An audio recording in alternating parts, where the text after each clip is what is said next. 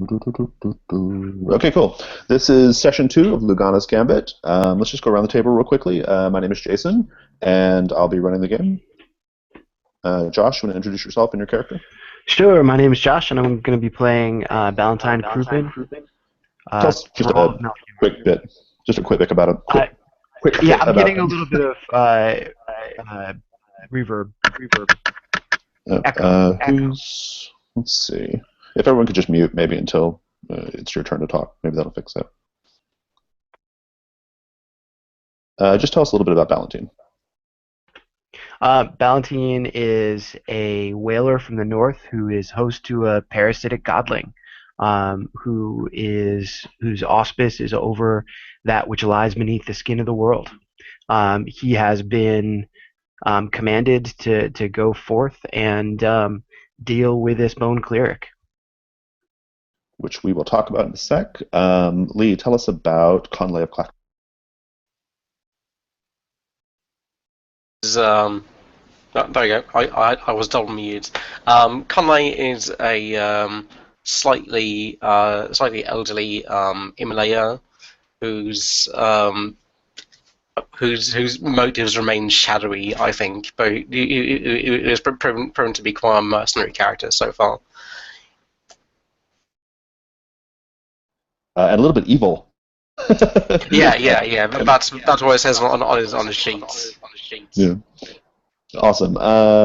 Let's do Mange. I'm Edwin. I'm playing Mange Dirt Eater, the druid from the Prismatic Valley, who changes into lots of weird and wonderful volcanic-based creatures, but has also recently acquired the ability to tune into rats as well. So, Awesome. And Filian Dondilian. I'm Issa, and I'll be playing Filion Dondilian tonight. And Filion is a gentleman thief from the southern provinces, and he is on a mission to help the lady Laguna Castafiel find some cure to her vampirism. All right, awesome. And so finally, Rob, tell us about Fiona the Volatile, or Volatile. I still haven't figured out how to pronounce that word. I don't know. I need a ruling. Volatile. So Fiona is a fiery redhead, not cliche at all. I kind of see her as being played by Karen Gillan, if you know who that is. And she likes to fight. She likes to drink. She's a traveling swordswoman. She's got a unique sword. I can't. It's been a while since I've played her, so I've forgotten most of the details about that. But it's a big bastard sword. It's got it looks unblemished, but it's got strange patterns on it, like geometric symbols on the blade. And Awesome, sweet. It's called Ruin, right? I heard myself there. Yeah, Oh, sorry, say that again, Rob. it's definitely Jason's got the echo problem. Is it me? Okay. Maybe I might be able to rejoin and not mess up the recording. I don't know. Let's see. I'm scared too. I can try though. Hold on. Oh no, that stops the broadcast. Damn. I'm causing the echo. You're becoming incredibly roboty and terrible now. Alright, that's not good. Okay, well, okay. I don't know how to fix it without stopping it. So, I guess I can continue the broadcast. Maybe that doesn't let me out. Yeah. Okay. All right, we'll forget that. You sound better now. Yeah. You tend to go in and out of like Sauron mode for some reason. Okay. It was definitely dark power. Yeah. I'll just turn down the bandwidth a little bit and see if that helps. As I was going to say, as of last time we saw Fiona, she had come into possession of a stone that was making her a little bit more bloodthirsty than normal, Oh, you'll fit which is perfectly saying then. something. Yeah, that's Yeah. that's the best compliment I think to this group right now. Okay, awesome. Am I still roboting or Sauroning? No, you're great. No. Also, I think the echo's gone. So Okay, cool. Yeah, I turned down my echo's gone. bandwidth, so I think that maybe helped. Okay, so let me give a quick recap of what was going on. I'll wait for Rob. Looks like Rob's got.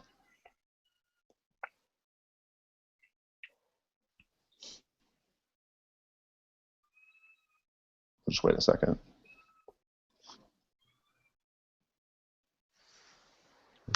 Did you guys sort out like who was going to have which potion and stuff that you guys purchased? Oh, I was going to bring it up, yeah, because we spent 2,000 coin on those potions, and I don't think anyone's written any down yet. Yeah. Let's sort that out. I can put the list again on the chat here, so you guys have it. I think Mage made a tactical halfling dash for the potion of invisibility. We got everything but the essence of Ignis, right? Yeah. I'm going to be coming back and paying my share for that. Yeah. I think that's going to come back and bite us on the arse, by the way. Did you guys purchase Chain Lightning in a bottle? Yes. Yeah, that was part of the Most of the cost came amount from of money. The fire sale. I'm gonna paste that in with the move as well. Oh wow, that's like a real book. Yeah, it's longer than it looks because of the length of the column, right? Oh, Jason, just a quick aside. I was thinking about it today about the walnut you asked me about last session and about how you'd know it was the real deal. Colorful miasma, right? Yeah, I was thinking it actually, when you hold it, it actually like kind of glows like there's sort of lava within it, kind of thing as well, just to make it a bit more varied. Yeah. I love it. Cool. Okay, awesome. Let me do a quick recap while for Rob, while the rest of you are sorting out who's going to get which potion or looking at them. Okay, so Rob, here's the real short, the real summary version of the story. They answered a call. They went to the city called Canalapto to answer the call of this woman named Lugana Castafiel. Turns out to be the sister of the vampiress you all killed in the Castle of the Dreaming Doors. She has several motives kind of going on, but the main thing she's asking and paying for is for you all to go destroy this person who calls himself the Bone Cleric. She believes that destroying the Bone Cleric will help ease or lift entirely the curse that has been a part of her family for centuries. Okay, so pretty straightforward.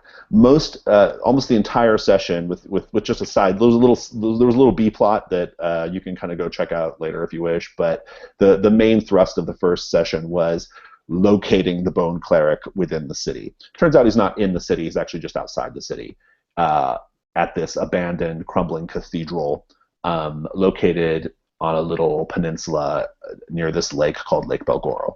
And they knew that you were coming to meet them, that you were a little bit behind the group.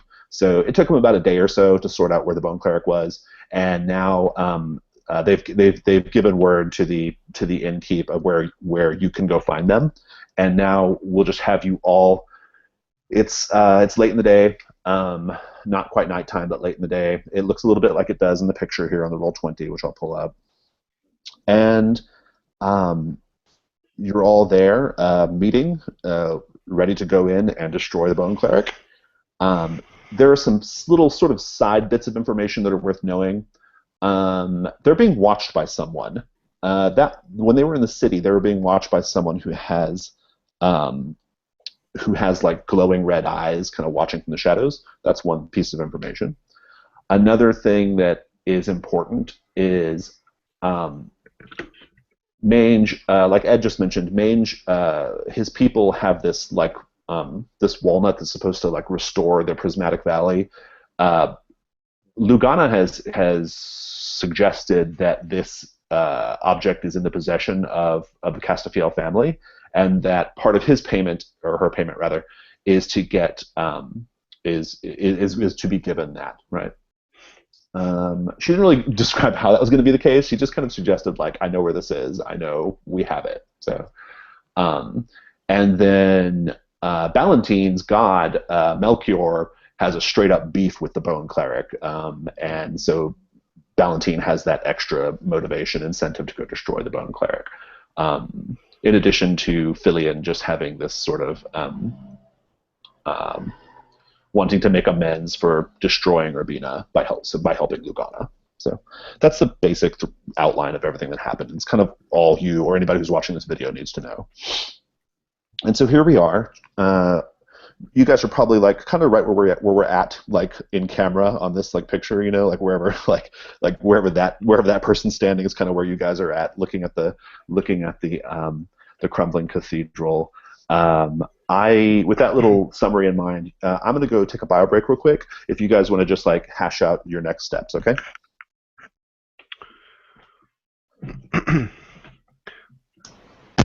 All right, so Rob, how'd you like a free potion worth 2,000 coin?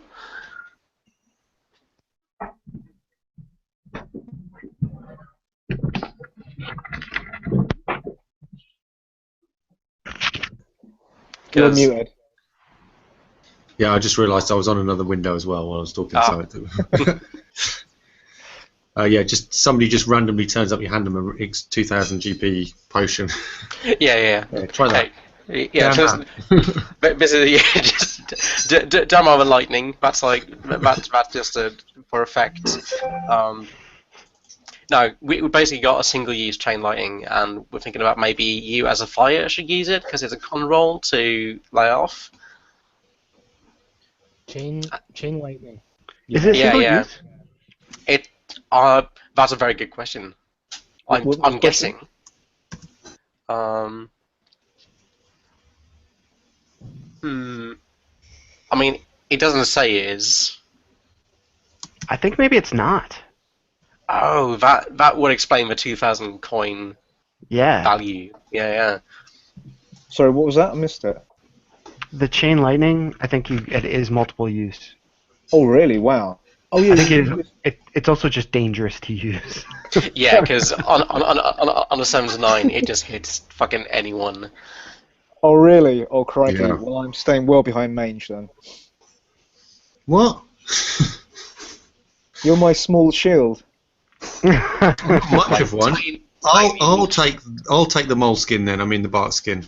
the mole skin, the bear skin, the tiger skin rug. It's bark skin, guys. Come on. So yeah, like I've already got 2 healing potions. The rest have really been bags. So yeah, I'm fine with just. Do you guys maybe want to pitch in for the like piece of a fire god when we get back? Because I'm not really getting any of these potions. Oh, yeah, I'll be happy to help out if you want it. Yeah, sweet. I want to kill the Bone Cleric. If you could help me do that, Yeah, I will help you with the fire god. I mean, honestly, I've spent, in the way I see it, I've spent 500 coin investing in like the party's chances of success, right? Even if I'm not, even if I'm not getting any potions, you guys are on my team and you're getting potions, so that means we're all probably gonna have increased odds of getting out alive. Yeah.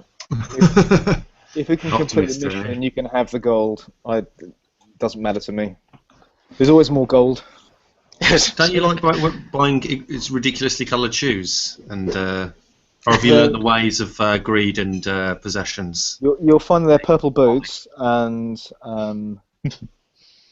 yeah, I mean, he doesn't really care too much about it. It's all about the joy of the heist rather than the payoff. So yeah, I was going to say, like, 1, the purple, and 2, Filion doesn't buy anything, I think. Mm-hmm. That's a good point, I suppose. Are you guys all set? Yeah, I think so. Okay. So what do I'm we just know about wondering- liches? Can I just ask if everyone can put their names on the lower third so I can kind of remember them? Yeah, I I'm tried, having a right? hard It's time not getting showing. my. Yeah, mine's not either on Dice Stream or on Toolbox. Yeah, Oh, Google's Yeah, being terrible. Bit of an issue, yeah. Hangouts is not long for the world, let's just be honest. We were going to have to find a different solution at some point. I could try Rob Dice. left, so. Oh, clearly the mission was too much for Rob. Fiona's done. Yeah, that's it. I've got the potion. I'm going.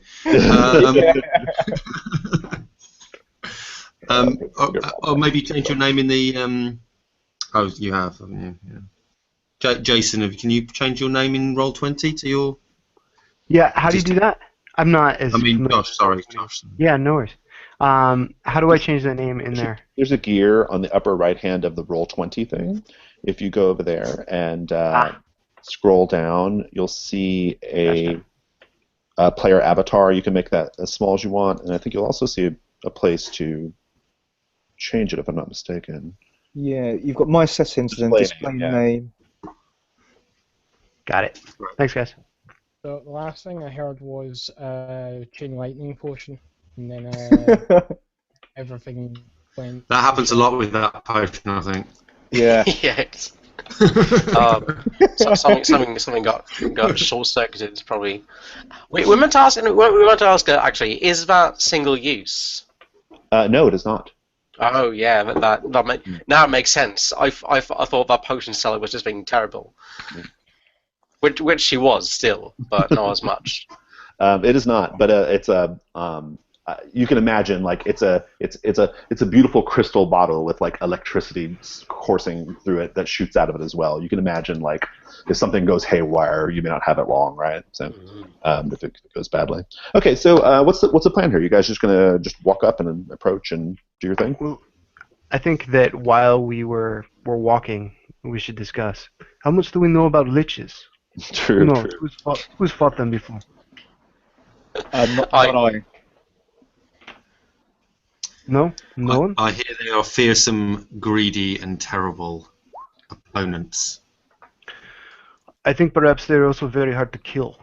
Do any of us know how to put the final nail in the coffin of these abominations? Someone since you're asking the question, Valentine, why don't you take the spout lore with the help from someone, with an aid if you need it. Who's the smartest one here? Not me. I got a straight roll if somebody wants to help me. Yeah, I've got a blank int as well. I've got a +1. I'm reasonably clever. Oh my god, you're the smartest one in the party. I know, we're in for a rough time, guys. All right, so Filian and Valentine are trying to sort out what they know about liches. I take it your roll was a fail, Josh, on that. I didn't roll yet because I was waiting to see if there was a plus. I've got a 7, so that's is that a +1 on a? Yeah. Yeah. So I can roll +1. Is that? Yeah. Go ahead and roll +1. Just as an FYI, I house rule. I don't know if it's a house rule or not, actually, but you can take the aid after the roll. So. Okay. Awesome. Yeah, Cool. In this case, it's all cool though. My HP is... However, the way that I understand, you must destroy their heads. The head is the important part. Kill the head and the lich will die. Okay, so was that a fail? 5. Okay, Go ahead and mark an XP.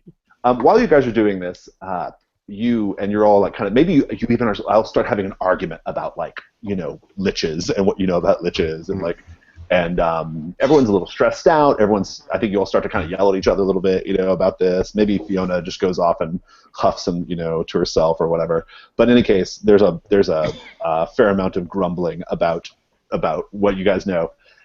You've all failed to notice that some enemies have, like, very, very silently circled around you. I'm going to show you what they look like in the Roll20.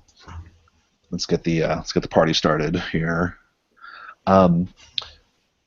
They're dressed in kind of a masquerade style as well, kind of like Lugana's people, but in a more decrepit masquerade style, and they're all wearing corvid masks, like crow masks. Okay. That's not nice. That's great. I like these fellas. And they're covered in, like, this. They look almost like cloaks or like robes, really, like heavy robes that are just that look like kind of woolly hair. So these masks and, like, woolly hair, and they have like daggers. And their hands have gloves. They have gloved hands holding, like, short swords and daggers. And we'll say there are 6 of them in total, standing in a circle. I'm going to just go around the table and find out what everyone does once you're aware of this, and then I'll kind of, once I know what you're going to be doing, we'll sort out the turn order at that point. Mange. Okay. I'm just going to leap straight into shape-changing action, I think. All right, perfect. Based on previous experience. Sounds good. So, sounds good. I'm just going to do like a forward roll in the air, and as I do it, I transform into a large scorpion creature. Right, perfect. A crater scorpion. Go ahead. You go ahead and do that roll, and I'm going to go to the next person. I'll check in with you in a sec. What Sure. about you, Filion? Filion is startled by what's going on, but he will just jump into the fray. He was reasonably successful with the others, so he's just thinking, hell, why not? He's going to draw his rapier and charge at the nearest one without thinking too much about it. Okay, awesome. We'll get to that in a second. And what about you, Conley? I think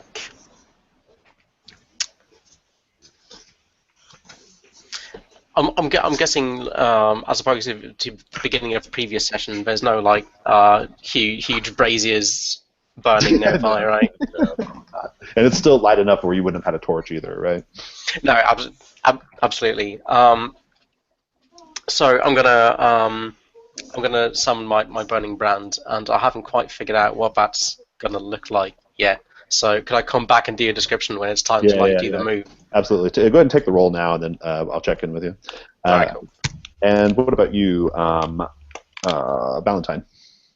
Valentine is going to step forward, raise his left hand that has been branded with the symbol of the maggot, and abjure this group, assuming that they are not quite living, to back away. All right, that sounds great. We'll get to that in a moment. And what about you, Fiona? Draw my sword from the scabbard and go, with a nice big feral grin. Charge. Nice. All right, let's go back to Mange. How'd your transformation go? Not great. Not great. I got a 6. I've marked experience. I get 1 hold, and whatever you say, basically. Yeah. So you leap into the air. You get your hold. So what'd you change into? Like a scorpion, you said? Yeah, like a sort of medium-sized scorpion. Yeah. Scorpion. I think you immediately go for like stinger action and pincher action, as a scorpion, and you realize that you're just hitting clanking bone. Like, these guys are skeletons; they have no flesh underneath their woolly coverings, and they just I think 3 of them just descend on you and just begin like stabbing like fucking Nazgul, right? Just and you take a sorry, I don't have my stats. Hold on. 1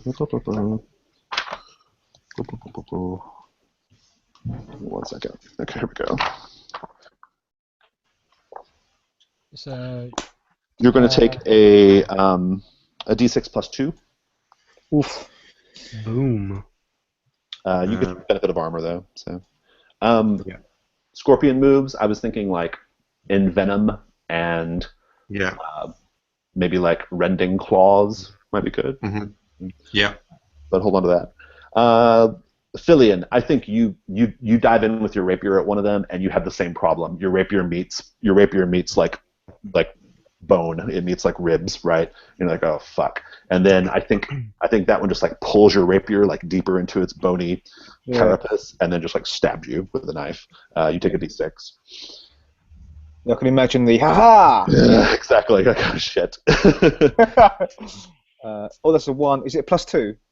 No, yours is just a single because you only had 1 guy on. Oh, gotcha. Yeah. And if you have armor, you're good. Oh yeah, I do. Brilliant. It's plus 2, do you say, Jason? So no, it's just d6. Yours is plus 2. Yeah. Right. Fillion's is just d6. Yours is d6 plus 2. Awesome. What does a burning brand look like? Did you succeed on your roll? I succeeded partially, which just means it doesn't become as cool as it could have been. So the dagger I created previous session, I've named it the Dagger of Dews because that's as good as I could do in a minute. I produced this, and I just like cut it across my palm, and instead of bleeding all, it erupts fiery like a sort of gas under pressure sort of situation, like hairspray and lighter. And I think it probably catches on my sleeve, which gets like burnt up immediately, revealing that my robes are actually like apparently super heavy, and huge. Because beneath I'm like a rail thin, like skeletal skin and bones, and I've just got this barely controlled surge of fire shooting from my hand. And I'm going to give it the throne tag. Okay, awesome. Go ahead and have a go at one of these, or more of them, if you want to describe it that way. Oh yeah. I think also as I'm doing this, I'm going to try like positioning myself like in between the melee fighters, so to have them like form a shield around me, right? I mean, are you calling for your own defend? Yeah, I mean, I'm as you would when you're the ranged combatant in the group, right? I'm just like getting distance from the enemies, and I'm gonna just fling a minor fireball at one of these guys. I don't think it matters which one at this point. No, go for it. I guess. So let me check out your move. I just want to make sure I understand it. I'm not super familiar with the immolator, so. It's basically just a weapon that I give a tag, and I attack using int. Okay, perfect. Go ahead and do that. Ah, nice. That's just barely. So yeah, that's a 10. All right, sweet. Roll your damage.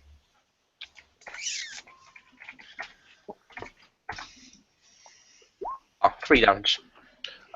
That's it won't kill it, but I think what it'll do instead is it'll catch his woolly coverings on fire and basically cause it to kind of run, again in kind of Nazgul style, running and diving, into off to the side or whatever. Right? Cool. Just so you're aware, my weapon has got the dangerous tag, so feel free to like hit that whenever it's. Dangerous tag. That's very interesting. I see. So it can make the situation more dangerous. Oh, that's pretty good. Yeah, it just basically means I throw fire at shit, and that, like embers flying everywhere. I love it. I think that's great. I love it. Thank you for explaining that to me. And I think the one, like, as it kind of flails around, catches the other ones on fire. Or at least it catches 2 more of them on fire, but they're not. They're still pressing forward. So if Valentine doesn't scare them away with his turn, we've got 2 that are on fire now as they strike you. Flaming skeletons are fun. Okay, I'm gonna give Fiona a go before we try Valentine's turn. Okay, so Fiona, I think you can probably intuit really quickly that like the stabby motions aren't working. Maybe you kind of take a stab at one, you realize that's not the plan. With that in mind, how do you attack? What do you do now? I'm just gonna try and cut one's head off or something. Oh, like shatter it at the spinal cord, like to knock the head off. That's perfect. Yeah. Roll hack and slash. It's plus strength. Yeah.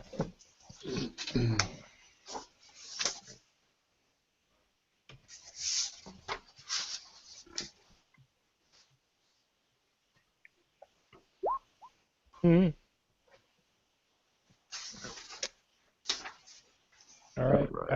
10 plus. Sweet. Go ahead and roll your damage. If you want to take the plus d6, let me know.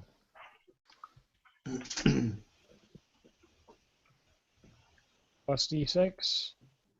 Oh, if you want to take the extra d6 and take their hit in exchange, because you got a 10 plus. So you can do your damage plus d6 or just your damage. No, I'll just do my damage. Okay. 7. Sweet. Give me the on screen that destroys it. What does it look like? So Fiona's just like does a powerful swing through the spinal cord. It just you see it like it splits and shatters. Mm-hmm. Falling into a pile of dust. or whatever. Awesome. There are 4 left. I think 2 of them are on fire or quickly catching on fire, and the other 2 are not. While this sort of like little storm of action is happening, I think those 4 are like drawn to you, Valentine, as you like hold up your hands and invoke the power of your god. What do you say? I step forward very aggressively and hold up that left hand, and I say, "Back, flee! We are here to displace your master." Nice. Roll turn. See how it goes. Bam, 10. Nice. So that's mindless flee.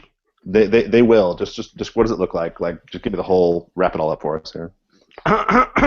I think that what happens is they approach and Valentine sort of wades into them with the rest of the group, holds up his hand, and they sort of look and take a double take, and then just drop their weapons and flee back towards the castle.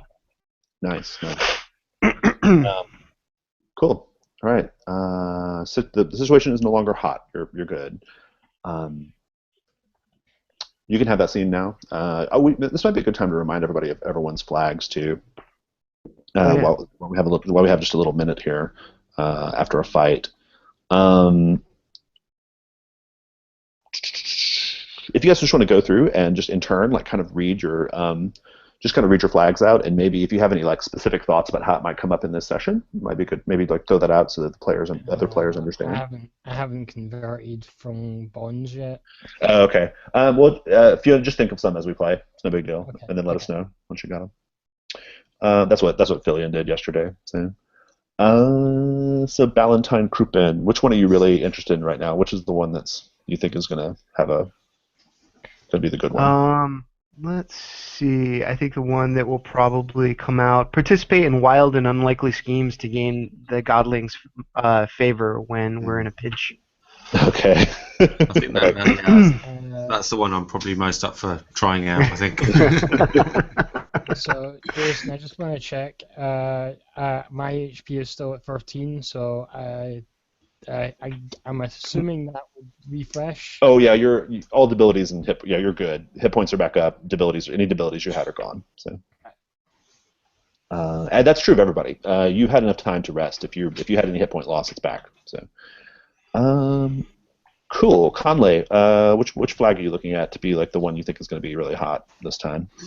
I was actually wondering if I should write a fourth one to be like more action oriented, because all 3 of mine are sort of social. But I think reveal a personal weakness so I can address it can probably come up pretty easily. Just fuck anything up, and I can tell you about you fucked it up, and that'll be good. I like that. I seem to be doing that a lot, so I'm surprised you haven't said anything. Cool. Mange, what do you think? It's got to be Vendetta. Assist Mange to destroy a magic wielder's most treasured possession or give the death blow to them. Yeah, that'll happen. Yeah. If we're lucky, that'll happen. Nice. What about you, Fillion? Probably the one that's most pertinent would be. I've lost where I was now. Would be help Fillion discover more information on vampiric lore. Okay, cool. Oh, that's interesting. My groupie. Yeah, it's always the case, isn't it, Ed? Yeah. All right, cool. Let me explain what you guys see on the approach here. So if you look where I'm pulsing on the Roll20, that little like lower crumbling area, that's a graveyard. Okay, little graveyard. I'm gonna go check that out. And then over here, the exterior part is just kind of like a facade. It actually is like a box structure behind that, right? Where the main sept of the cathedral will be. The door. There's 2 large, very, very large double doors that are. They join up to create like a symbol, like a wood carved symbol of a man, a warrior, holding up the head of a demon that he's just severed it. Okay, that's what you see at the front. And there's no sign of the skeletons. If you're curious, they're called his Corvideros, but there are no sign of the Corvideros. The So that's what you kind of see at a glance. And then over to the right a little bit, you can kind of peek in and see that that's actually like a garden. And you can just hop the wall there and get into the garden if you wish. So, will you gentlemen... Oh, go ahead.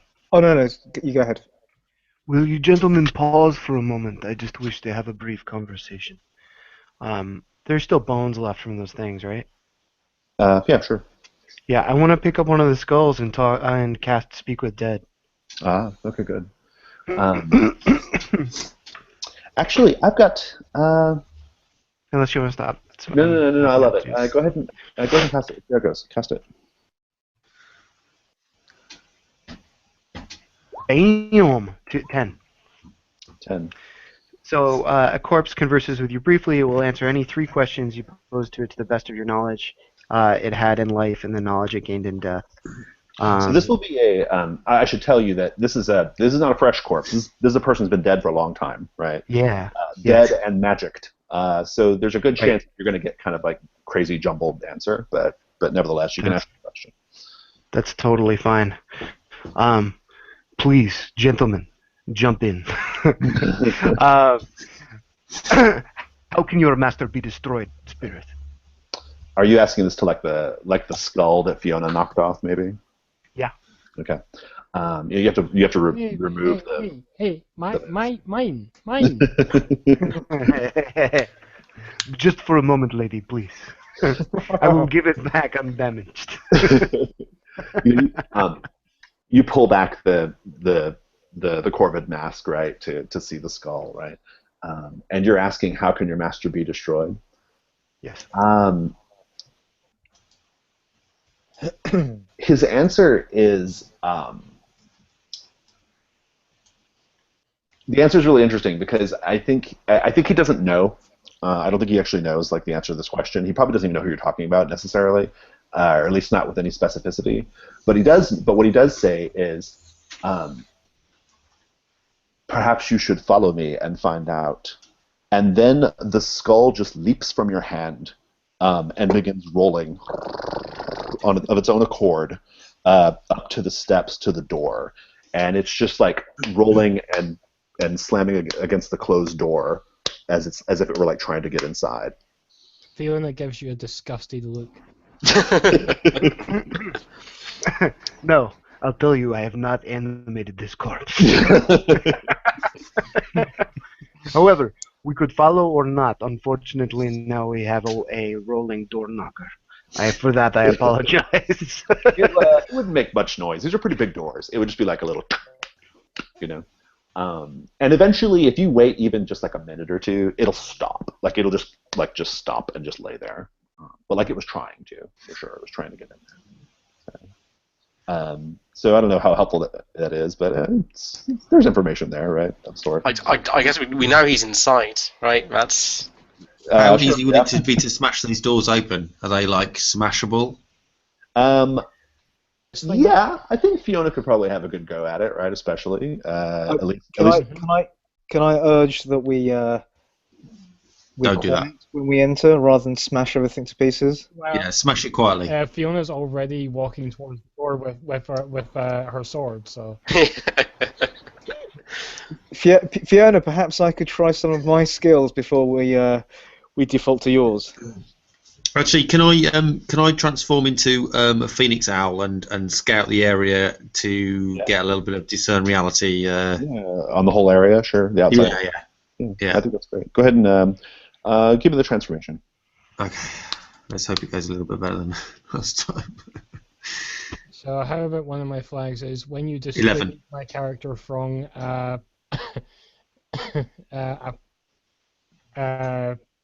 using direct force to solve a problem. That sounds really good to me. I like it. Say it one more time, Rob. When you dissuade Fiona from using direct force to solve a problem. That's a good one. That's really good. Yeah. That's perfect. Filian's hit it. Cool. Okay, so what's it called? A phoenix owl, you said? Yeah, so it's like an owl, but they look a little bit sort of burnt on the Yeah, I like edges of that. their feathers. Okay, well, so I always give birds like flight as a hold, but you can always fly, but you can spend the hold to like escape via flight, I guess, right? Or to Yeah, fly. I've got a couple of the ones that we did. I used the owl before. It's fly, Uh, fast, swoop, and night vision were the three that we had last time. Just to remind you. let's make it instead of night vision. What do you think about, or instead of swoop? What do you think about like what if this owl actually can like smolder a little bit and like even light tinder and twigs on fire, right? Yeah. Okay. Yeah. Yeah. Like, Okay. small Nice. localized fire, right? Smolder. Smolder, yes. And then you can give me a discern realities whenever you wish, and I'll come back to you on it. Okay. Sure.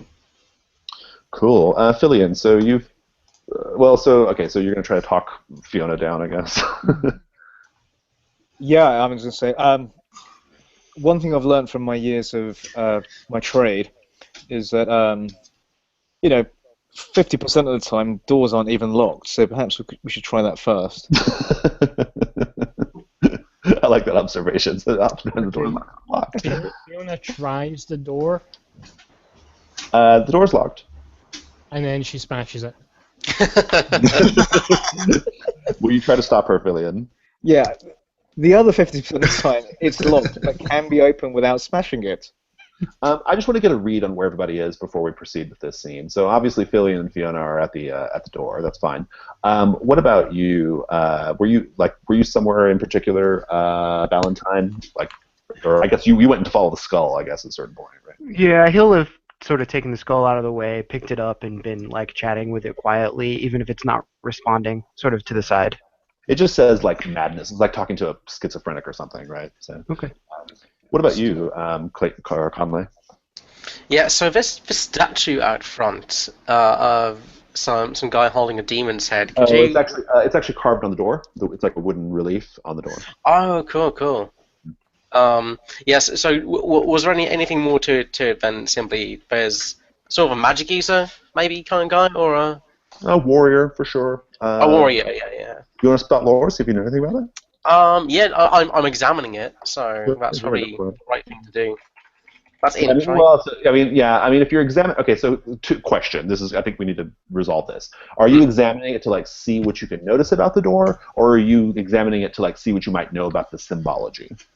The symbology definitely. Okay. I'm wondering like what this thing represents. Go for it. Roll spot lore. I have no idea. What did you end up getting? That's a 4. Okay. I'm going to tell you one thing. You have a certain connection to the arcane and the magical, right? Not really, no. Okay. The way I see it is like I don't really do magic. I feel like there's nothing arcane about what I do. It's just I've got a link to just like fire as is. Like Okay. maybe like it's some primal source, but I don't like. Conley definitely doesn't see it, and like out of character, I don't see it as being like a wizardy kind of thing. That thing. Okay, no, that's fair. All right, so I'll scratch that then. Instead, I will say that.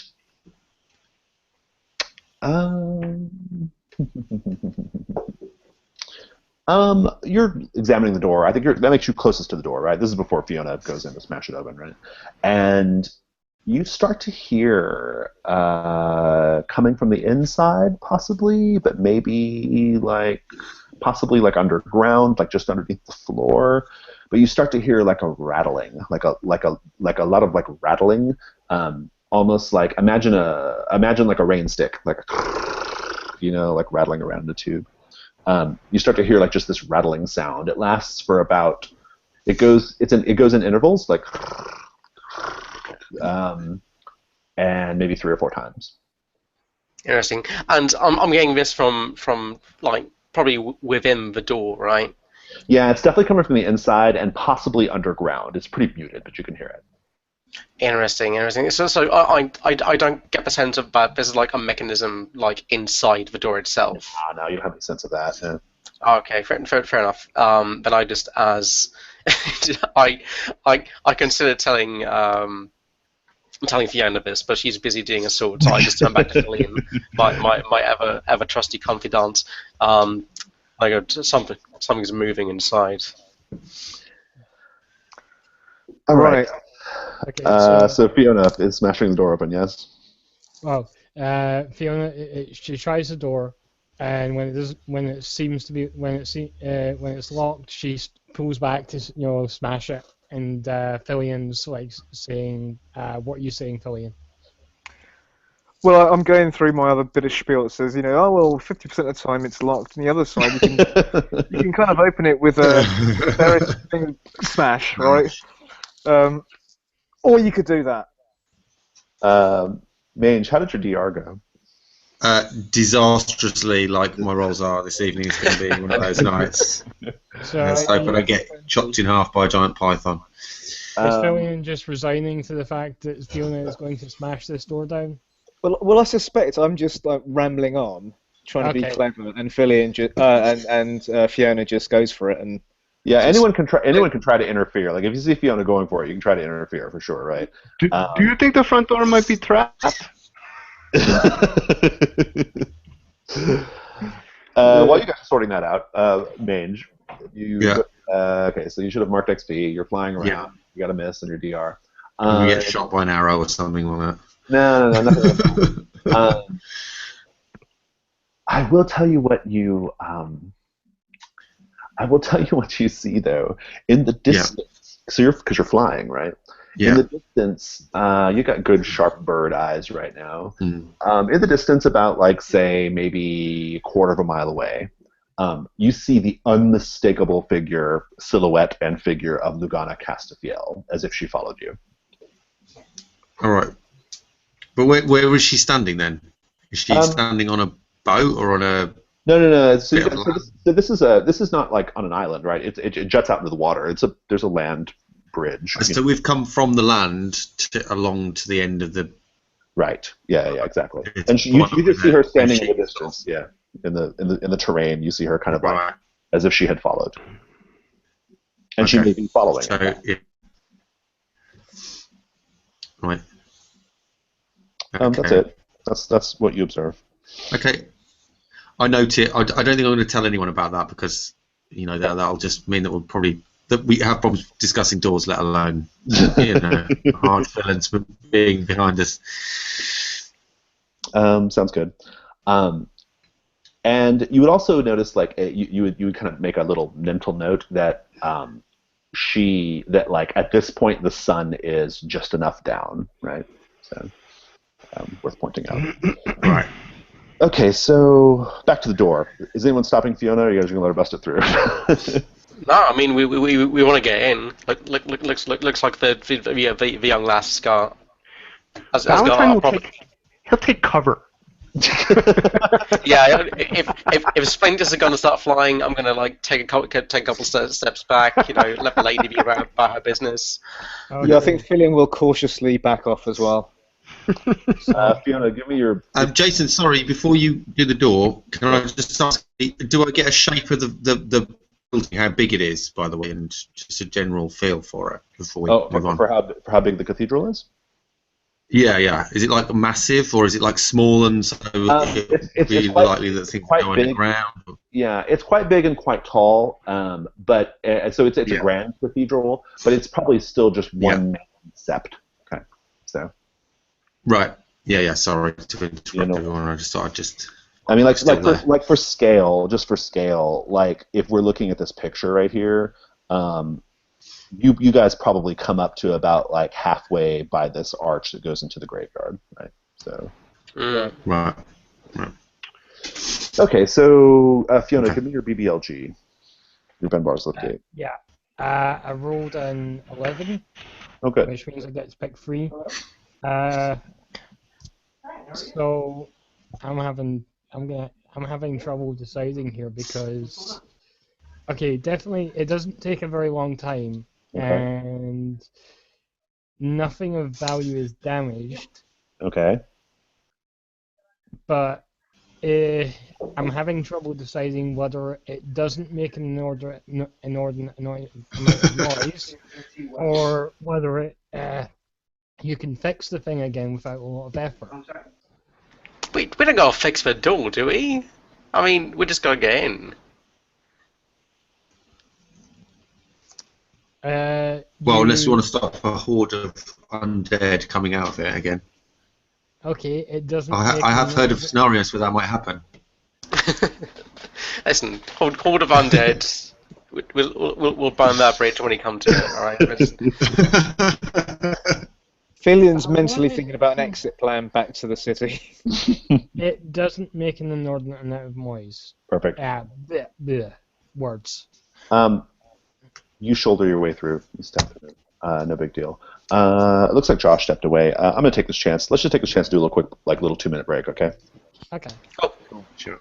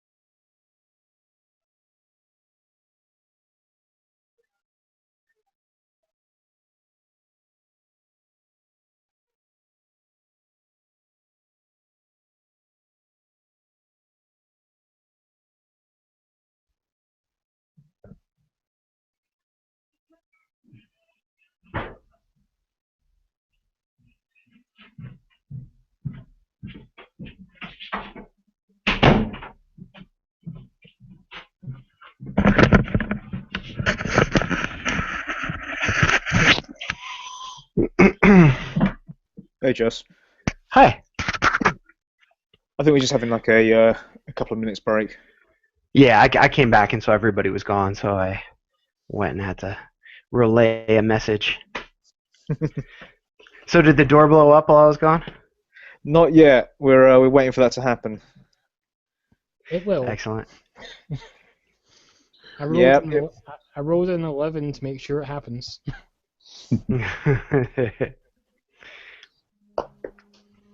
Okay, cool. Looks like we're waiting on Lee and Ed. Oh no, So- I'm alright. Okay. About that flag, the wording, should it be attempt to, or they actually do? Go for display- attempt. Yeah, go for attempt. That seems. She doesn't seem like the kind of person who would back down anyway. So I think attempt is probably the best anyone can hope for. yeah, and our flag is like about the character conflict, right? So, Yeah. The actual results don't matter, right? Yeah. So. And so, what happens if someone hits it? Oh, just as long as you just need to hit 1 at the end of the session to get an XP for it. So. Okay, cool. Okay, cool. Edwin, I guess you're still away. Edwin's still away. While this is happening, actually, I've surreptitiously backed off and have tapped Conley on the shoulder and have said, perhaps this is an opportunity for us to look in the garden and see if those flowers are growing. Hold on. You guys aren't gonna escape the bat smashing through the door that easily. Oh, right, so it's gonna happen.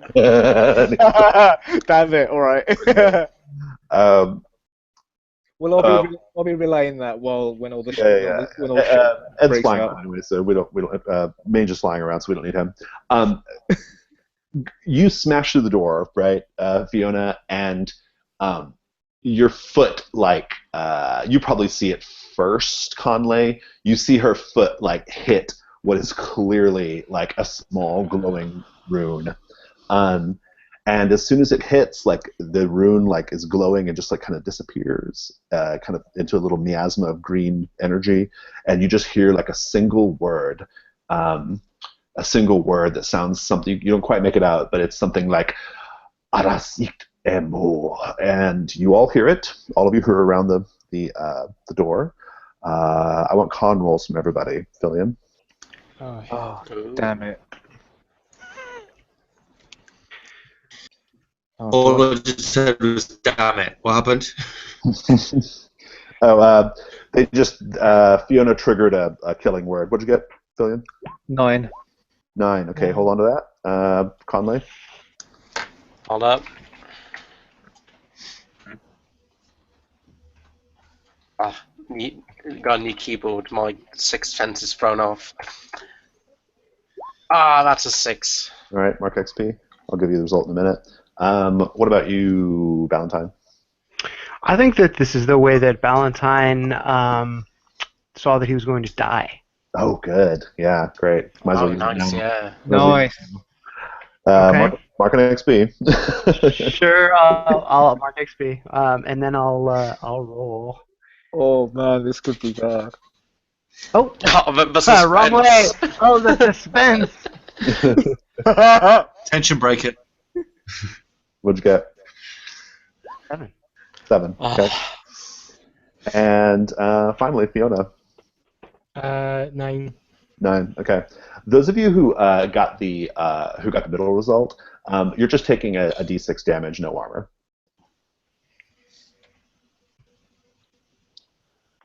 Those of you that failed, you're taking best of 2d10 plus 5.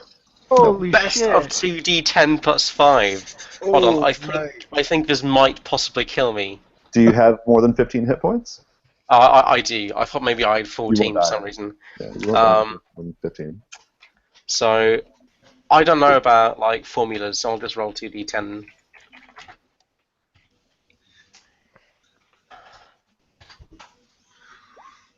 Jesus, that's 11, So 6 which plus is 5. odd. Oh, thank Christ. That's odd damage. That means it triggers my my thing. Fight fire with fire. Okay, what does that do? Whenever I take odd damage, I roll 1d4. And I can do various things with the results. Whoa, cool, awesome. Just don't just type 1d4, man. Come on. Jesus, that's a 1d5. I'm sorry. New keyboards. All the stuff is in the wrong place. It's a I was reading it last night. Actually, it's a really complex move. There's lots of It is maths. kind of, yeah. So 1d4. So I haven't got my Burning Brand active, which means I can either take +4 forward to summon the brand, or just reduce the damage by 4. I'm going to reduce the damage by 4, take 7 damage. Okay, perfect. I'd like to just know what that looks like on screen. What's the interplay there between the magic and your nature? How does the magic manifest? What does that look like? So whenever it was just a little small glowing rune that was meant to be stepped on as soon as you stepped inside, and as soon as she steps on it, the little green energy that kind of made it glow on the ground just disappears in the miasma, and kind of almost like a gas, maybe. Yeah.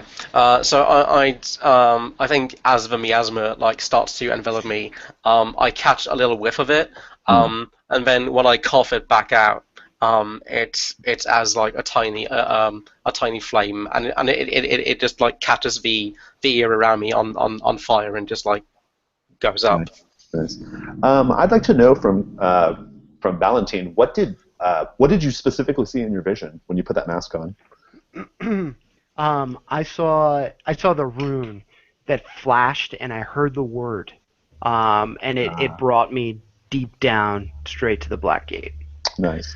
Um, Cool. But it was not. It was incorrect though. So just one possibility is good.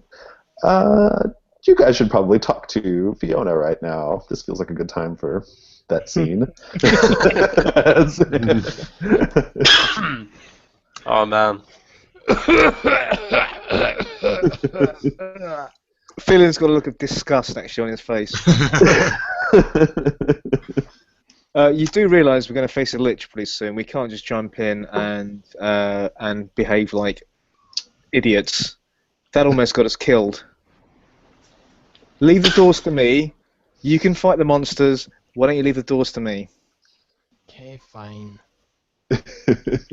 Are you properly chastised? Yeah.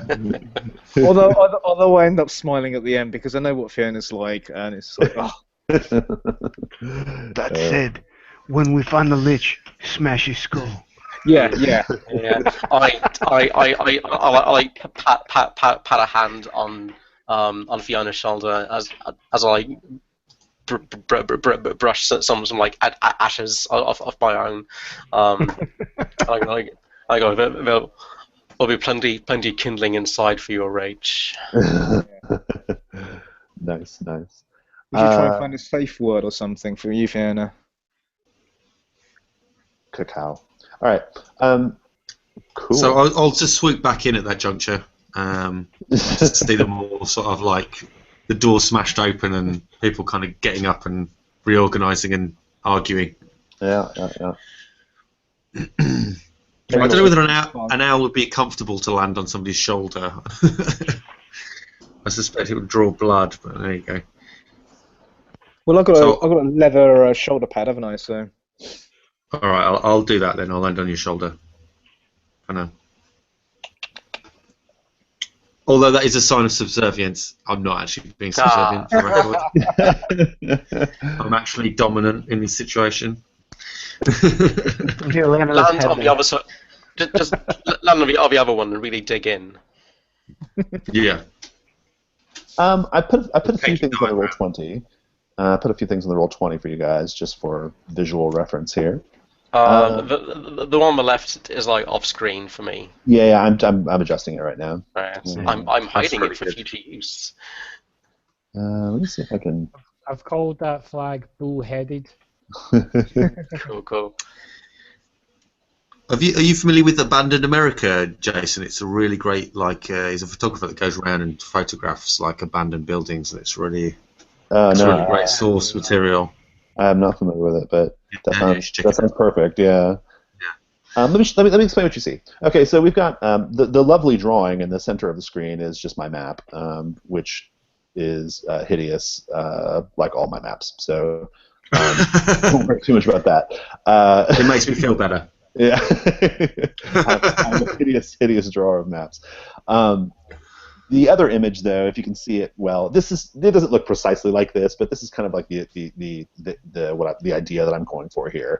Like there's a bit of like crumbled like structure over to the left just as you enter inside, and a bit of nature has creeped in, right? So you see like little rivulets of water and stone and some growth. In that little picture, there's actually a girl like walking on a balcony. That's not what you see. You don't see that. But you do see the balcony, though. There's a little balcony area. The map itself, like you can kind of gives you a good sense of what you're looking at. So the little dotted line in the corner where I'm pulsing over here, that's just to represent that's where the balcony overhang is. Okay. The altar space is raised up after some steps. There are some little benches. There's some rubble. And there are two transepts. There's this transept and the one over here in the upper corner. And then this dotted line over here represents the garden that you would have seen from the outside. I'll remind you guys about the graveyard as well, which is not featured here, but is a thing you can go to. So with all that in mind, I'm going to go around the table and find out what everyone's doing. Mange. I'm going to just do a swoop around the cathedral. Okay, inside. Yep, sounds good. What about you, Elliot?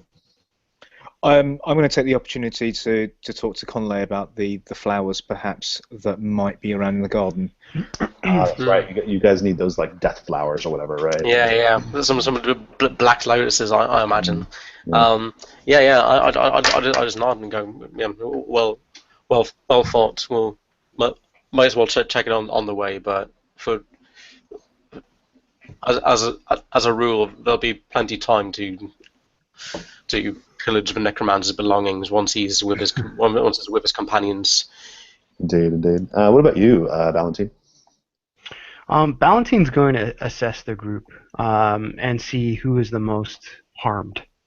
Oh, okay. For like some healing options or whatever. Yeah. Sounds good. Sounds great. And what about you, Fiona? Fiona is just gonna patrol the room and look for anything of interest. Make sure there's nothing lurking about. Sounds good. I think that's probably going to be two separate discern realities because you can't really communicate with the owl at all, so not easily. So let's have the fire owl's DR first. So I rolled a 9 plus 2, that's 11. Okay, cool. You can ask one straight away. Okay, let me just have a Whoops. quick look. I mean to do that.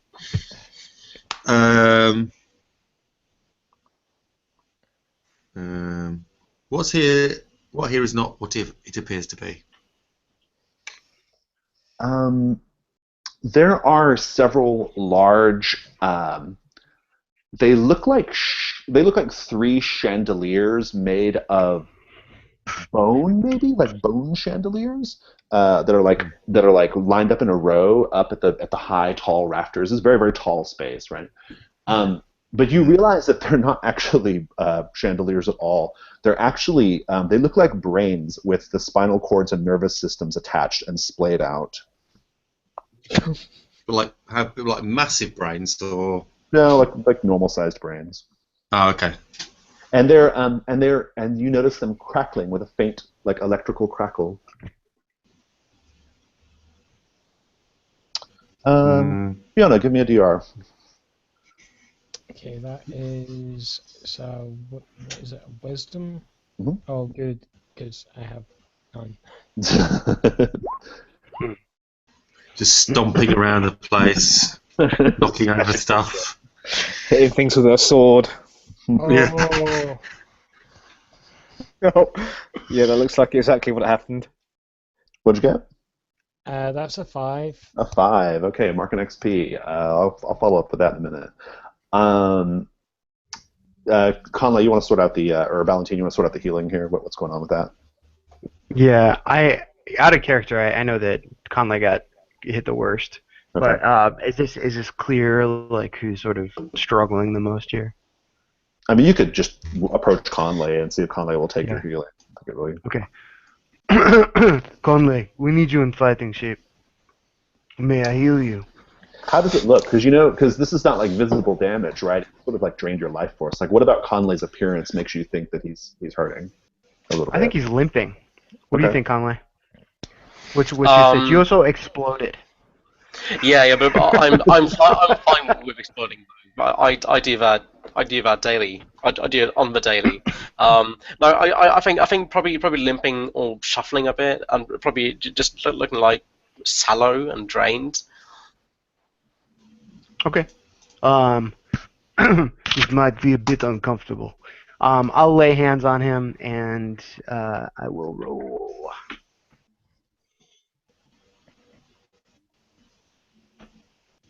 Eight. Sweet. What happens on an 8? An 8 does a few things. It either distances me from my deity, and I take -1 to cast a spell. I lose the spell for the day, or it draws unwelcome attention. Okay.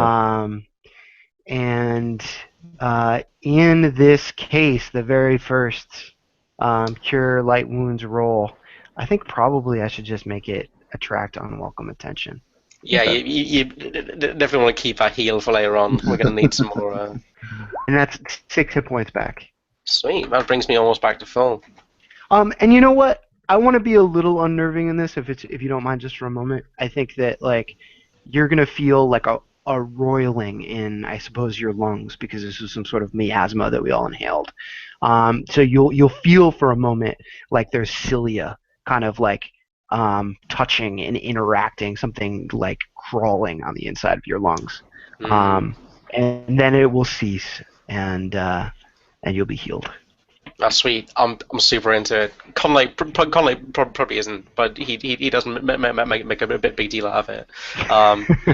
He just coughs again. He sort of straightens up and leans on Valentine a bit and goes, "You'll give my thanks to Melchior." I will. Your thanks are good enough to him. He can hear, and you get used to the wriggling. Awesome. Mage, go ahead and give me another question before I start hitting some of these tools that I've been given here. Yeah, just a quick question while we're on the subject.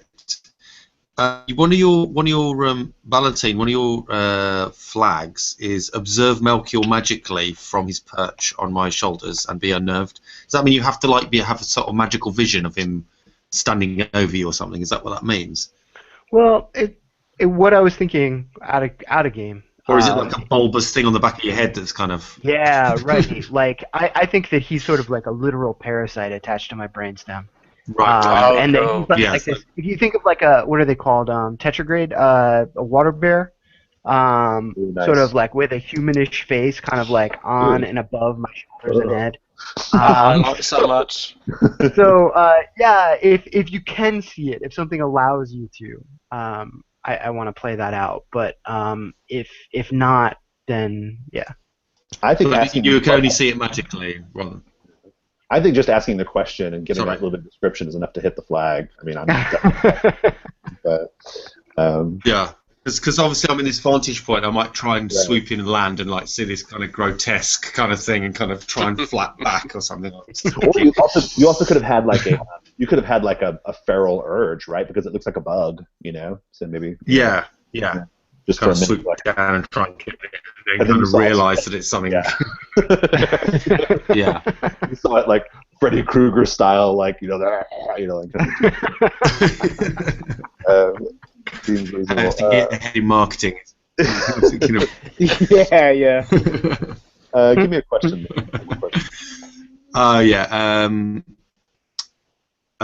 What should I be on the lookout for? The classics. I'm going to go for the classics. You get a sense that your sacred walnut is in this space. Okay. What within this box or in? You broke up a little bit, Ed, but just somewhere in the vicinity, you sense close. It. Yeah, it's close. It shouldn't be, right? But it is. So. As Fiona stepping around, you just hear this big crunch. No, she steps on it. I'm going to pick out one of your eyeballs and swoop in a minute. That would be evil. I'm going to have, so I think Fillion and Conley, I just want to pick up on one that you're having that conversation about going to check the garden. There's an entrance to the garden from the inside here, right? If you look at the map, you'll see there's a door there. It's open. It's just like tubes, like simple glass doors, like decorative stained glass doors.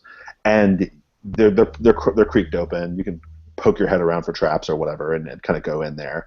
And I'll kind of tell you what you guys see in a minute, but I'm purposely separating you guys from the group right now. Excellent. And so that's going on. The owl's flying around, getting a little, hot and bothered, so to speak, about the walnut possibly being there. Fiona's brains hanging from the ceiling. Yeah, Fiona's tossing things over with her sword, right? That whole business. One last little bit before I go to my next move here. What is Valentine doing now that the healing is done? Assessing the room, looking for potential threats and trying to find his way to the bone cleric. Not like getting away from the group, but like the door just exploded in magical runes, so he wants to see what else is going on in here. And you've also drawn unwanted attention to yourself, so that's Yeah. important. So I'm just going to kind of wrap all this up in one big next scene. All right, so you are. I think you wander over to the altar, perhaps, Valentine. Yeah. The altar is. It looks like that relief that was carved on the door, except it's a statue atop this altar, and it's a very tall statue, probably like maybe 10 feet tall, of a warrior who's holding a demon's head, like he's holding it by a horn, and he's got like a sword that he looks like he's clearly just severed this demon's head, right? And you'll notice straight away that there are jewels in the eyes of the warrior and the demon. Just a little thing there for you. But that's there, and that's clearly like an important symbol of this place, right? While you're kind of standing there, someone steps out from behind the altar, and right within feet of you, I'm going to throw his picture up. And where is he at? Got like a bazillion pictures here. Just 1 minute. And then once I throw this picture up, we'll take a little. We can. We kind of had a little break already, so maybe we'll press forward, and then we'll take a break after this. Where is my guy's picture? Is that him? Yeah, that's him. All right. He's very fancy.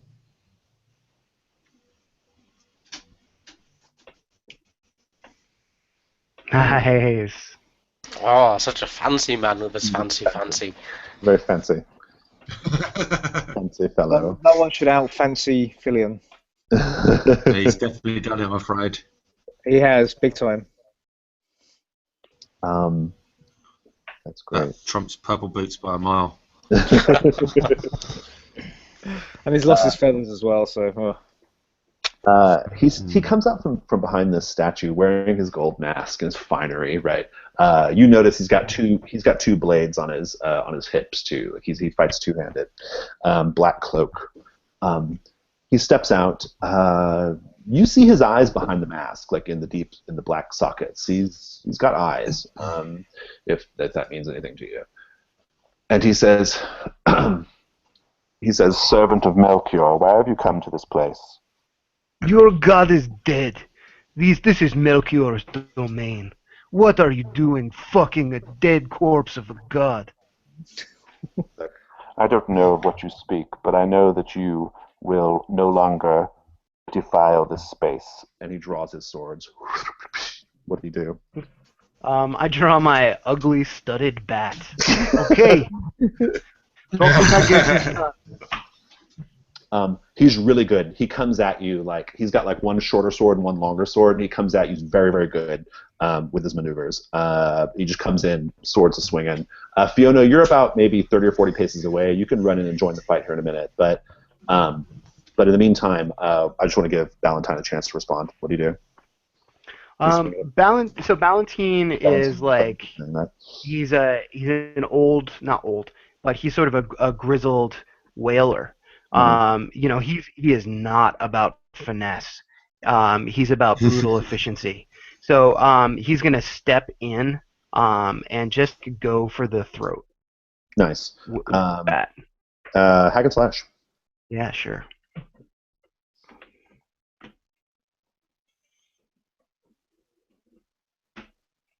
Ooh, and I get a 3. Okay. Ouch. You're gonna love this guy. Let me pull up some stats here. Where you at, dude? Here we go. Is there any chance I can try and swoop and grab his mask? By the way. Yep. Give me 1 second though. Yeah, sure. Just need to pull up the. I'm doing a really bad job with having my monsters pulled up. Okay. He does best of 2d10. Yuck. So roll 2d10 twice and take the higher of the two. So that's the first one. No. I'm figuring this out. Sorry, guys. Doing that. So the first one's 4, and the second one This is blocked by armor, right? Yeah, armor counts. Oh, so it does no damage. Nicely done. How much armor do you have? I have chain. I've got like the suit of chainmail that Melchior helped me put together from scrap. Nice.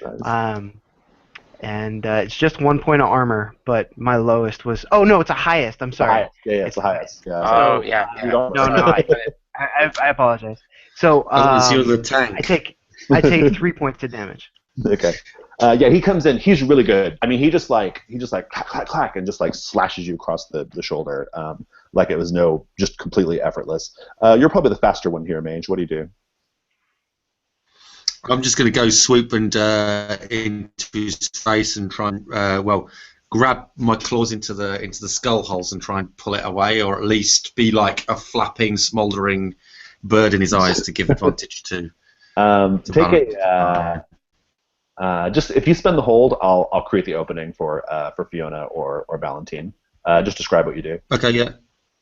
Yeah, so as I say, I sort of swing. I see it kind of kicking off as they kind of run into each other.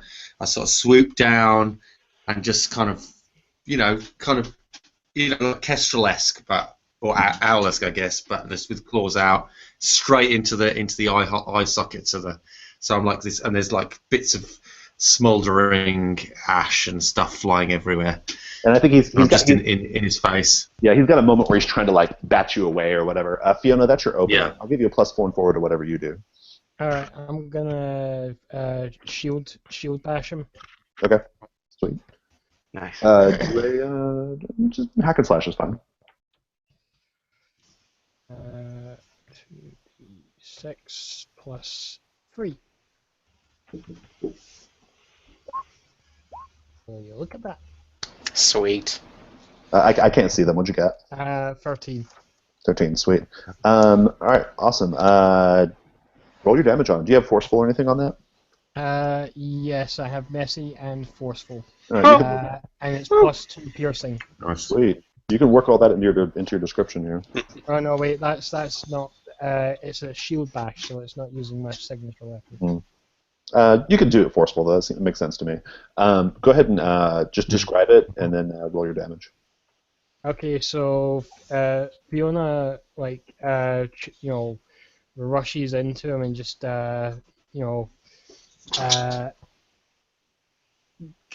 lifts him up. Rushes into him with the shield and like lifts him on the shield. Running with him on it. Yeah. And then just throws him against the wall. Nice. Maybe against the altar. Yeah. Sweet. How much damage did you do? Let's see. 1d10. Did I take something that gives me extra damage? Oh, come on! That's 1. I think he's down, but he's not hurt, right? He's slammed up against the thing. You guys have a minute here against him because I think he's like on the ground, like trying to right himself or whatever. But he's not yet down. I just want to cut away for just a brief second to go back to Conley and to Filian, since we haven't seen them in a while. So let me just tell you what you guys see. This is maybe before this fight takes place, okay? And I'm gonna have to mute somebody. I'm hearing myself. I think it was Rob. You guys step into this garden, and there are a number of like flower beds that were kind of arranged, and some very simple like stone benches. The flower beds are all, most of them are all empty. There's just dirt. But there's one in the far corner of the garden area, up towards the far northern corner. There's a flower bed that has some very, very beautiful purple flowers growing out of it, like purple lotus type flowers. What do you guys do? Just a sec. I'm totally not checking our Filian's flags. Alright, no, yeah, cool. So I'm gonna say to Filian, like, I I still don't think we're actually fighting a lich, but better safe than sorry.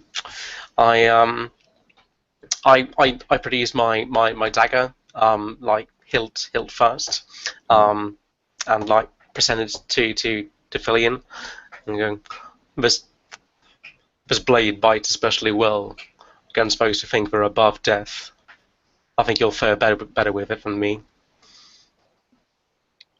Thank you, Conley. I hope I don't have to use this, but if I do, then at least I have it. Much obliged. I pocket the knife, put it into my belt. Alright. So, there's just a tiny bit of vegetation left, I'm hearing. Yeah. I may cut away. I just wanted to kind of. That's good. That was a good scene. Go back to it. Is there anything on the? You say the flowers are by one grave. Is there anything particularly? They're in a flower bed. They're just. Oh, you mean the flowers you're looking for, or the flowers you see right now? Oh, the flowers I see right now.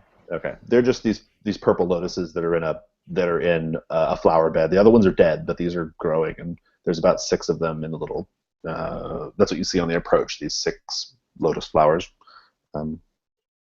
Doing well, thriving. But what was your question, Filion?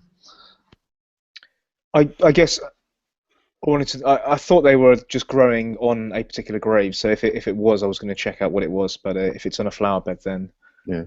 I mean, you can examine it just as a general matter if you want to give me a discern realities. Yeah, sure. I'll have a little look. Maybe take a aid from Conley if you need that.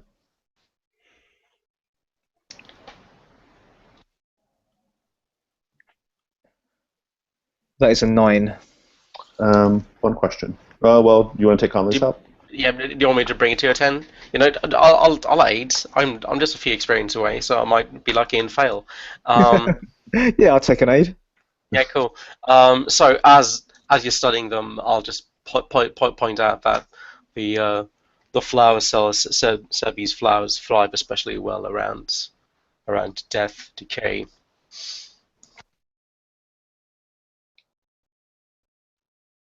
And that might be. Could it be wisdom for remembering this fact, Wisdom's fine. Yeah. Or I never know if memory is like wisdom or intelligence. It's intelligence, but I think for purposes of like just examining the situation, I think wisdom is probably the better move. So. All right, cool. Oh, that's a +1. All right, so you're up to 3. Just go ahead and give me one of those questions, Filion. Cool. I might as well just take the what here is useful or valuable to me. I'm going to answer it kind of inversely. These don't fit the description of what Vondrel wanted. These are not the same flowers. So I'm going to cut back to the other group. Okay, the fight. He is down on his back. I'm going to let you each just get basically one free attack on him before he is able to kind of get back up in the fighting position. So, Valentine. Keep him down. So Valentine will try to pin him. Okay. Yeah, that's assumed. You can just do some damage if you want. Yeah. Well, Valentine trying to. I don't want to game the game too much, but Valentine wants to keep him on his back. Oh, got it. So do a defy danger strength. Okay. Keep doing this. Jeez, I'm so used to playing a fighter. I've got to realize that I have a 9 strength.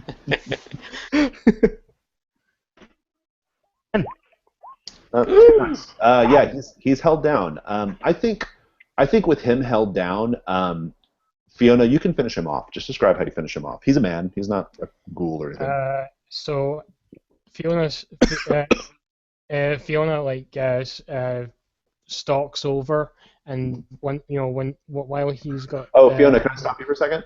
I'm going to spend one of those bloodthirsty holds that I have on you. Yeah. If you make this particularly gruesome, like not even like just cut his throat, make it gruesome as fuck, and I'll give you an experience point.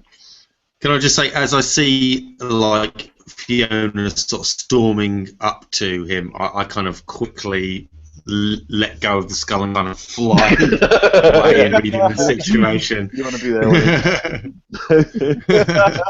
I kind of recognise this could get messy and get out of there. You know. Okay, so is this guy? What is this guy like? Undead or what's? No, he's just a man. He's a man. Yeah. Okay, so Fiona like walks up to the. How are you holding him down, by the way? You know, like. I've thrown my body on top of him, and I'm really trying to pin those arms that are so quick with those two swords. And I'm just like, I've got him sort of I'm perpendicular. First thing she or does sort of around the, yeah. is lop off one hand. Nice. Lop off the other hand. Oh god, he screams. He's screaming. And then just starts hacking. Valentine will roll off. Yeah. Quickly and efficiently. You get to see the eyes, and you know you need to get out of there. Garden dwellers, you will hear the screaming coming from inside the main sept. Okay. So Valentine will sidle up to Mange and say, "That's a powerful woman." Hey. How do you feel about helping me knock the statue over?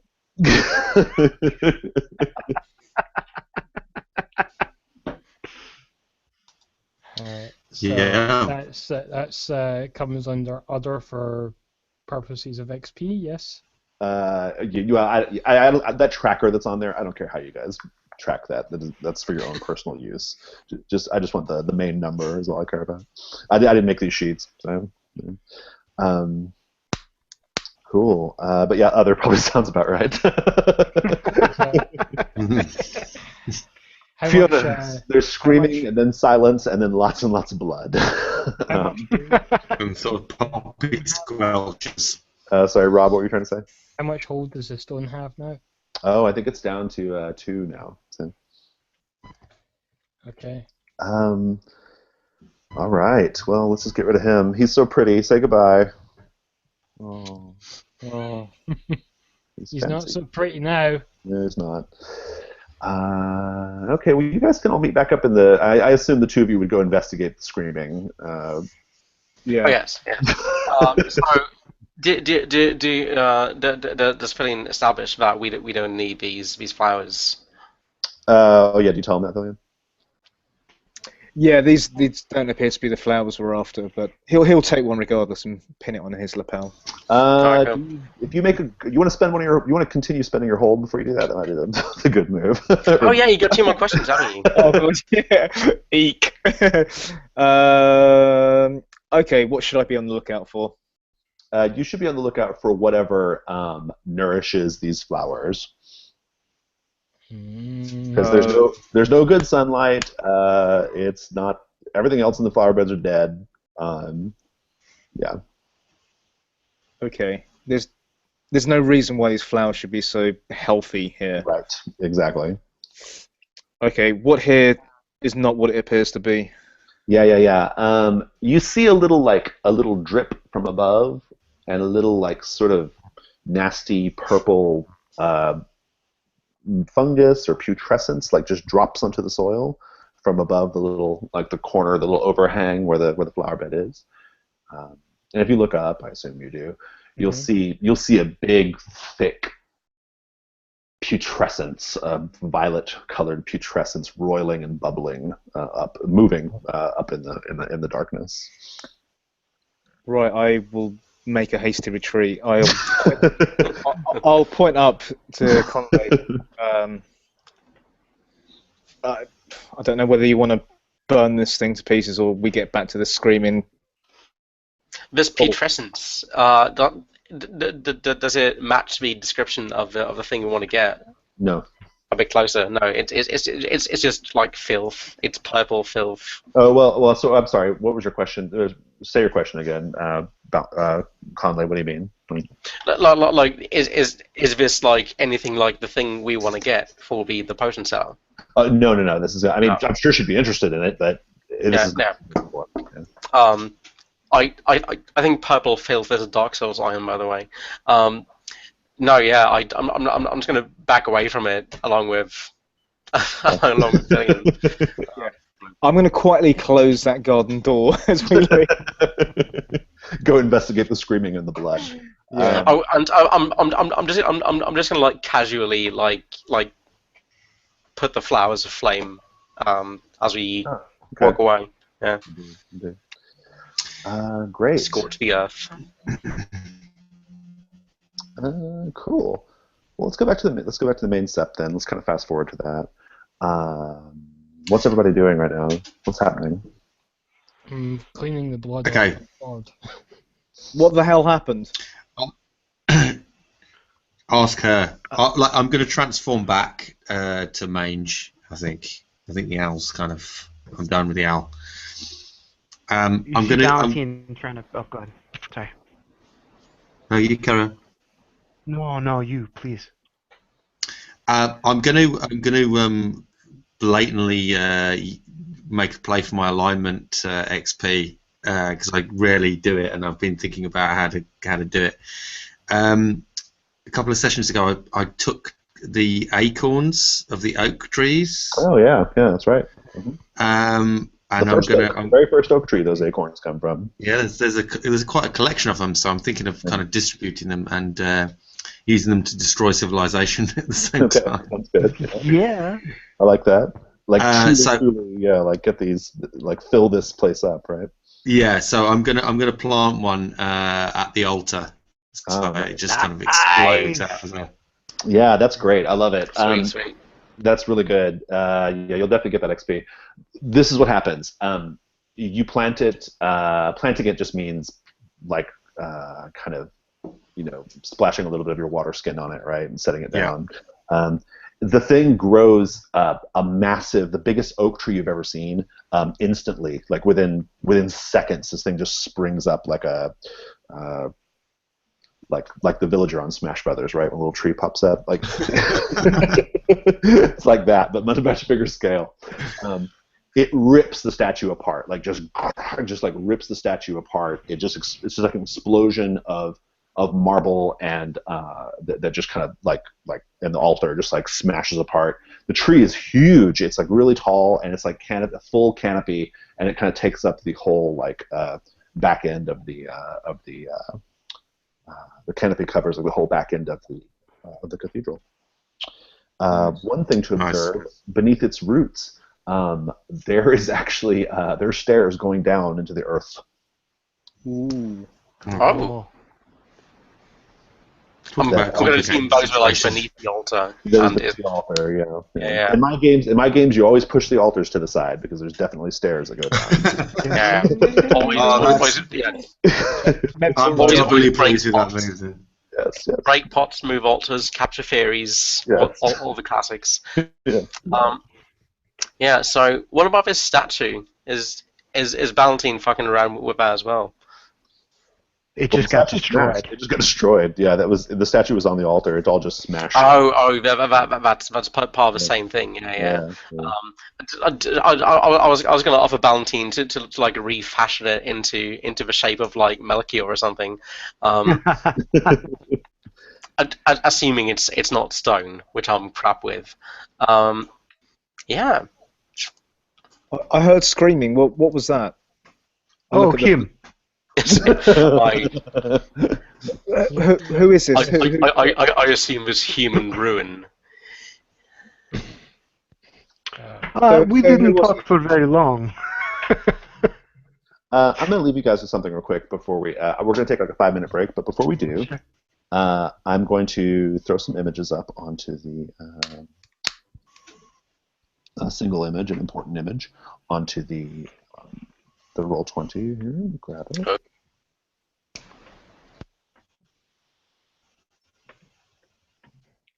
This is so hard to do with the. There we go. Okay. There we go. Whew. Hello. Cool. Cool. That is my jam. That's what's hanging. What you guys thought was like a bone chandelier at first. Yeah. They're brain stems with their brains with spinal All the cords. nerves, right? All the nerves, yeah, splayed out. You all hear like a crackling. The three of them are making like a sort of like crackling electrical network between each other, like a crackle, a crackle. That's what you see at a glance. You're aware of it. You also are aware of what's. I want to just tell you what you see in the two transepts. So this transept over here to the west, that transept just has a large carved relief with like a basin of water set in front of it. And then over here, this transept has stairs that go up to the balcony, but also it's covered in like an intricate like bone decor. I've got a picture of that as well. So I'll show you the intricate bone decor. And it has alcoves with skeletons standing in the alcoves. And it looks like this. Have a collage of horror here going on. I'm sorry into all this. Ooh. It's total Ossuary. yeah. That's the thing. It is. That's excellent. And That's this gorgeous. is something the Bone Cleric did to the place, but awesome. So move that in there. So that's just kind of what you guys are aware of. Kind of in this part of the cathedral. There's also the stairs going down beneath the. But you have to squeeze between the roots of the oak tree. But it's you can go down. We're gonna take a 5-minute break and bring this thing to its conclusion. Okay. Sweet.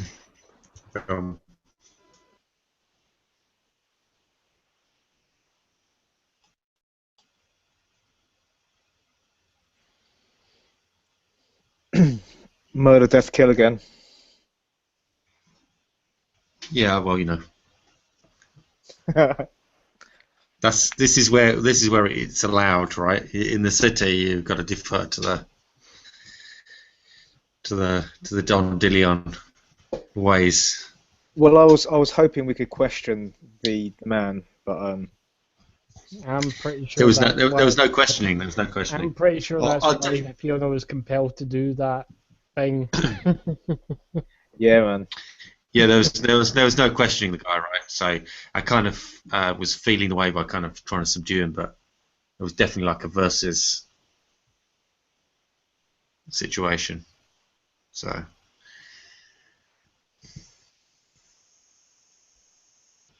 I'm not sure what's more horrific, the bone altar or the image of some elderly hag jangling the The genitalia. the genitals of a skinned human being. That's kind of haunted me, man. I know. It's quite impressive. And the blowing of the sucking of the water blow from the corpses. yeah, that was filmed. Mouth. Yeah, that's Robbie brilliantly missed the, grotesque, Rob Zombie-esque. Yeah. Yeah, it was a horrible. It was a horrible scene at the end of last session where we went to see sort of the woman looking after all the cadavers, and she was just sort of like sucking the juices out of a couple of bloated cadavers. No. Yes. Waterlogged Yeah, it was- merchandise. Yeah. It's like, you know, It was properly grim. I was like really impressed by its grimness. It was Oh. Can I just say, like between this whole scenario with the cathedral and the corpse-sucking woman, and also really like everything that Melchior is and does, these two sessions have hit like all of my aesthetic pressure points, and I'm so into it. Excellent. Well, I'm into the grotesque, and I'm really into sort of the whole Venetian masquerade mask kind of thing as well. So that's yeah, I it's like that. cool. actually just as the players here, the guy that Fiona completely eviscerated. Would you say that the clothes were in tatters now, or do you think we'd be able to take them? I think they'd be tattered. Yeah, I thought as much. I'm just thinking, like, The if mask might not be. yeah, I'm just thinking What about the whether mask? we or I or someone could wear the outfit and pretend to be the servant of the Lich, kind of get a Yeah, the mask could still be good, but I think like the fact that Fiona gained an experience point for wrecking Mackay means that there's nothing left of him, right? Well, Yeah. one of the possible ways around that is you could be that guy after having barely escaped with his life. Oh, true. Yeah, just wear the tatters, right? Can They Ballantine, sorry, can he commune again? With the dead? Yeah, Yeah, absolutely. just to get some info on who he was, what he is. Ballantine is definitely up right now. If you guys want me to cast a bunch of heals and speak with dead, that's cool, but I think we might start getting hit from above. So I'm just going to need cover. Yeah. Maybe try that after because I reckon those kind of brain things are going to come down, aren't they, and start attacking us. Or shock us or something. I guess they're crackling with electricity. Yeah. I'm pretty sure whatever they do is not nice. I'm really hoping that there'll be some sort of drawn-out combat scenario with those things with lots of rolls, because I don't want to make camp just now with 7 experience.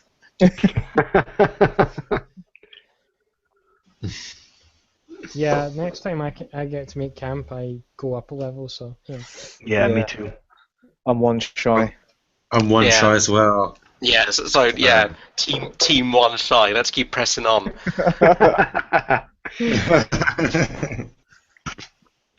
One thing that might be experience-inducing in that it's probably worthwhile, but might also be a terrible idea, is there are D&D-like gems in the eyes of the statue that was just destroyed. Yeah, just pry those fuckers out. That's what you do with. What could possibly go wrong with that idea? I go for the tropes. I love the tropes. If there's a statue, it's got different size. And there's probably a secret compartment underneath it. I will be bearing this in mind in future. Indeed. I'll be doing my big book of D&D tropes. All my regular players know. If there's a footlocker in an abandoned place, don't be careful when you open it because there are deadly spores inside. If you reach your hand into a dark crevasse or void or bag or something or box, you're going to get stung by a cave scorpion. I was going to say actually, since the druid changed into scorpion at some point, right? Or is it just on the list? Yeah. So does that mean you don't have to include one now? Yes, bingo. We got that bingo square covered. Yeah.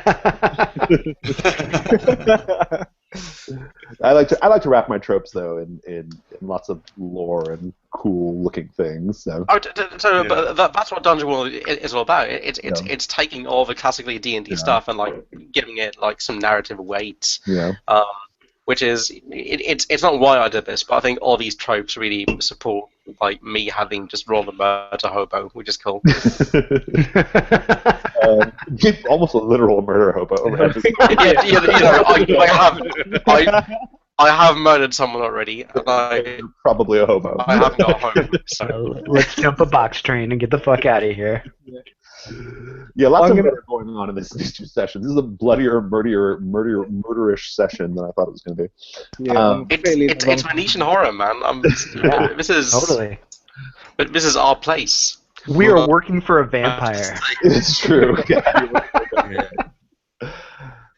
Issa is always central to all murders in every game. It sounds like so. He viciously murdered. If it's him out, then. I'm going to be whispering to Ballantine just about whether he can get some information from this eviscerated body. Ah, yes, good. I can try. Good thought. Should I heal wounds first? We might have trouble from above. Yeah. Can you cover me? Yes, things like. Yeah. Do they seem to just be like passively shooting lightning around, or is something about to happen? There's definitely something about to happen. Yeah, maybe I'm gonna try to see what is about to happen. I think I've still got one discern realities left from being an owl. Oh, sure, yeah. To answer that question. Go for it. What do we got? What's about to happen? the longer you stay in the main sept, not the transept, but in the main sept, they're going to send down basically a wave of pain-inducing energy on the entire area. Oh, Right. good. Force lightning. That's always fun. Maybe we should Yeah. do the healing down the stairs. Yeah, maybe save space. Let me just throw this out here as well. Mange, while you guys are having this conversation, you're kind of looking up and trying to put two and two together, right, and everything. You see up on the balcony, you see little wisps of little miasmic wisps of, dare I say, prismatic color coming up off the balcony area. What do you do? Ooh. He takes the bait. Oh, I'm gonna have to take the bait, right? This is one of the most powerful GM moves in Dungeon World, right? So show them something. Yeah, well, cost. Because I kind of know that it's possibly not. It's like phantom truth, but I can't not check it out because it's so important. Yeah. Mange, what's So up? I'm gonna have to check it out. You look deep in thought. What's happening? The walnut is here. The It walnut? might be closer than I thought. I thought the Lady Castafiel had it on her property. Isn't that what she said? She said it was in possession of the Castafiel family. But do any of us actually know that? No, well, I don't think so because she only whispered it to Mange. So. Oh, of course, yeah. Do any of us I've- know what yeah, he's and talking I- about when he says walnut? Yeah. Well, you wouldn't. Probably Fillion might know, but I. Yeah. What's this about a walnut? I like the way everyone's listening in intently. Yeah, because the T used to start a conversation, so I'm gonna. Yeah, well, you created a giant oak tree out of a small acorn, so Yeah. Yes, I tremble to think what you could do with a walnut. Exactly. While is deadly in the druid's you're hands. having this conversation, you hear a sparking, crackling sound, and then just this blue wave, roils down from those three hanging vectors or whatever they are, and just slams into everyone. Everyone roll plus con. oh, Oh, balls. +1. Okay. 7. Okay. I'm hardier than I thought I was going to be. Damn it, it's a 10. You're aiming for the fail. Yeah, but there's 3 of us, 1 experience away from leveling, so we're all really. 9. Great. 9. aiming I for think the this might be bottom. bad though. I don't think this is what you want to fail. All right. So I got 9. two mids, 1 high. What did you get, Valentine? 7. 7. Cool. And 3 mids. And what about you, Fiona? 6. 6. Okay. All the mids. Everyone except for Conley. Everyone except for Conley. You are all immediately you scream out and are racked in pain and you collapse to the ground screaming. Everyone is going to take an ability. You're going to take. You're all taking shaky, which has an impact on your dex. shit. Fiona, you're taking shaky as well, but also 2d10 or 1d10 damage. So. Okay. So shaky is on Dex. X. Yeah. Okay. Oh. Mange, can you tear those brains apart? Okay. 1d10 damage. I'm just trying to think. I'm just looking down at my menagerie that I could become. Oh no! I take 1 damage. That's not too bad. That's a cheap XP is what that was. All All right. So yeah. So it takes you guys it takes you guys a second or two to recover, but once you do, you're like, oh fuck, like those things are real. Yeah. Cover. Get to cover immediately. Yeah. I started rushing down the stairs, like not really looking back to see if anyone's getting up. You're just going down. Yeah. Going down. I don't want to get blasted again. Can someone help me with So this you- course? Yeah, I'm gonna help you. That was my idea too. Let's get it down. So basically, they're still hanging up in the rafters, but they're sort of arcing electricity from their nervous Yes. system Creating- down across the ground. Yeah. Okay, but I can still, through the pain and the arcing of electricity, I can still see the prismatic mist yeah. from. There they are.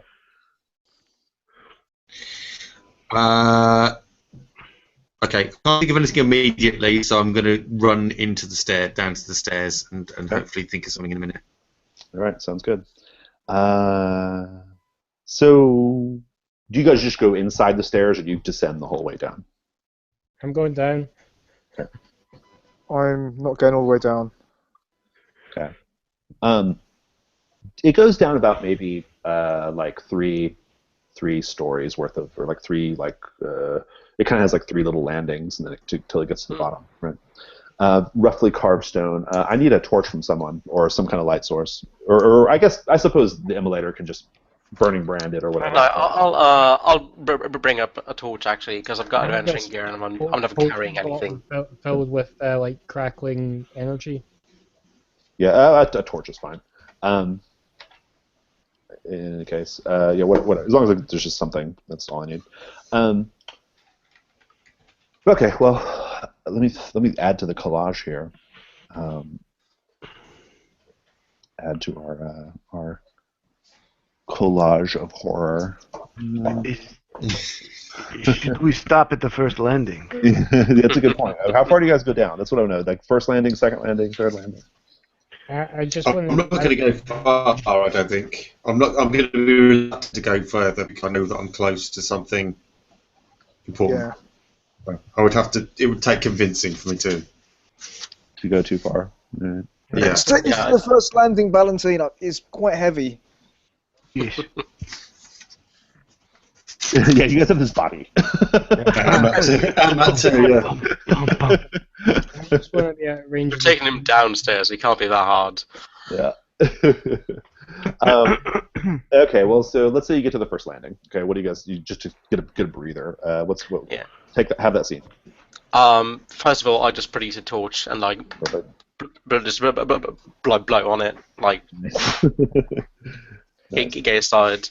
So there's just a landing, right? There's no like doorways or anything. No, It's just the landing with stairs that go down more. Yeah. Yeah. So do we go up or down? There's still more to be dealt with on the first level. I think if we need to make a hasty escape, we don't want to get caught in those. I trail off. Whatever they are. Valentine, can your god help us with this corpse again? Can we find out some information? I believe so. Allow me to try.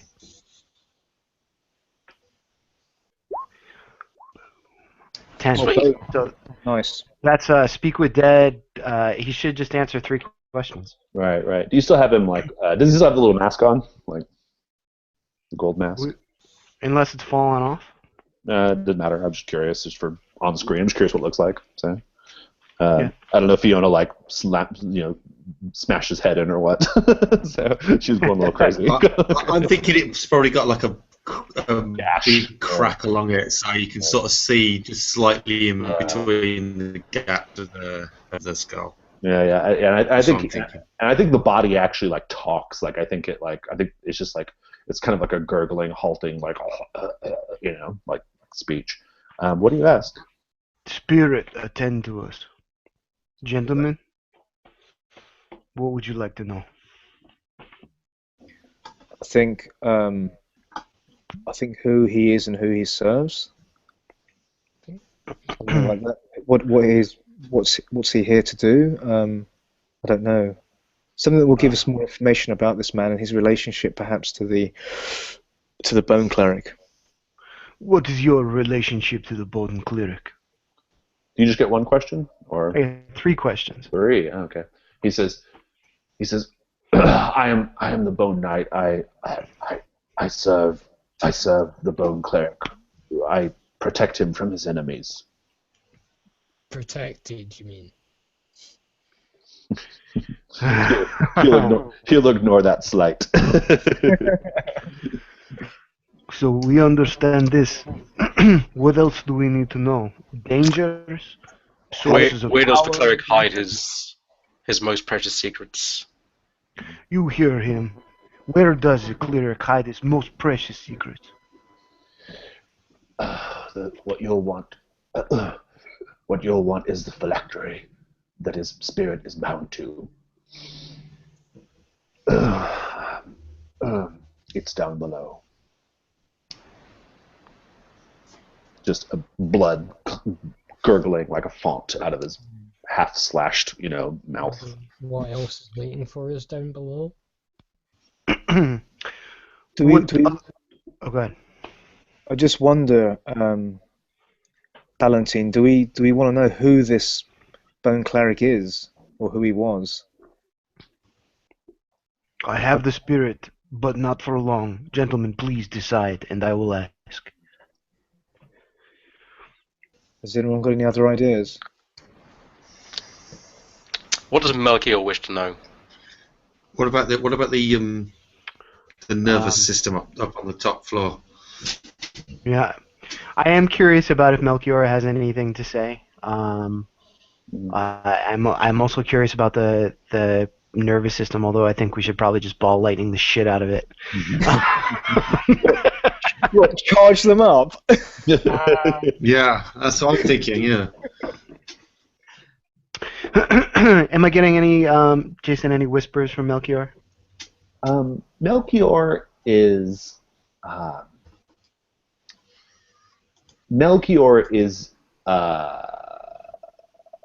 probably most interested in. Let me think. This really depends on me thinking like what. Why don't you? What do you think Melchior wants to know? I'm always more curious like what the cleric's player's relationship with the god is more than mine. Sure. I think that Melchior really wants the Bone Cleric ritually destroyed, and we've already found out with the phylactery. Mm-hmm. So actually, that's fine. I can turn to them and say, Melchior is satisfied with the death of this cleric. Now, I will ask about dangers if that's what the group Either decides. how to bypass the defenses up there, or Ooh, what yeah. are waiting for us downstairs. In what way can we bypass the defenders down below? He says, there are no defenders down below, though the area is heavily trapped. Good enough. You are a traitor. Now go. And I think, like, just as a little reflection of like Melchior's power, his face, the face of the corpse, just like gets consumed by maggots, like just maggots. Maggots like burrow out. Maggots like burrow out from underneath the skin and just consume Oh, it. amazing. You know? Well, that's awesome. Nice. I don't want to take up too much screen time. I want to share. But if anybody wants to get healed on this landing, now's a good time to do it too. Yes, please. Yes, please. You're gonna want all your buffs right now too. Like anything you would. Okay. Yeah. So I'm gonna go to Mange first, and lay hands on him. Her, right? Yeah. Don't get that mixed up. Hard to tell. You have to lift the loin. Otherwise, you won't get your hands on anything. It's kind of like a horse, if you're not used to looking at them. So that is a 10, and I'm gonna say Melchior is very pleased with your actions above. Nice. How much did he 4 hit? points of damage. Okay. Cool. And then I'm gonna heal Filion. Is it 1d8 plus something? It is, it's 1d8. Yeah. So it's 4 points. Yeah. Oh, you guys can roll too if you prefer. That's totally fine. But I No, did that's roll. cool, yeah, that's cool. Hey, Jason, how Melchior's do pissed you with usually Filion. roll that? I'm sorry, for healing purposes?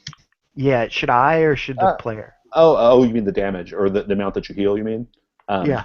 You can roll it. I'm not super interested in multiple rolls either, so if you want to just apply the 4 to anybody who needs healing, that's fine. Okay, awesome. Banging. I'll just... It's ridiculous to roll it repeatedly, so... just let it Okay, rock. sorry, I'm coming from a D&D background. Oh, no, Yeah. I mean, It does now you say it, but I'm probably house ruling. That's okay, but I'm from the Burning Wheel school of like just let it ride, you know, like you. Yeah. Keep going. Yeah. Right. Okay, so everybody take 4. The benevolence of Melchior. Indeed. And he'll stop with Filion just for a moment and say, "I'm sorry, I think we got off on the wrong foot." Before he heals him, you guys will be slightly under. Yeah, with the wriggling.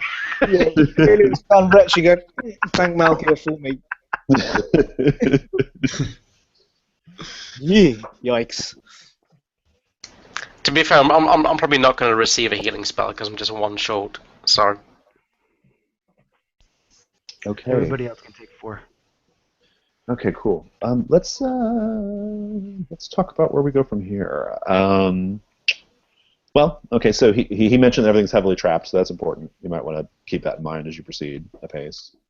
All right, Philin, you want to? yeah, I was trying to look at my heavily trapped animal skills. There aren't very many. little rats that have fine dexterous fingers or something. I'm not good with traps, so except for setting them off. So. Yes, you're very good at starting. Yeah, that's a good point. You could just send you down there. It's true. Just have her run through. And I could just smash her face in.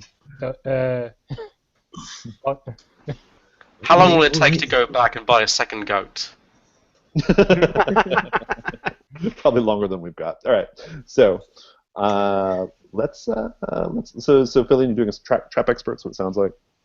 Yes. Just before that, I'm going to add to the grotesque and actually take the mask and, if I can, some of the clothes of the Bone Knight.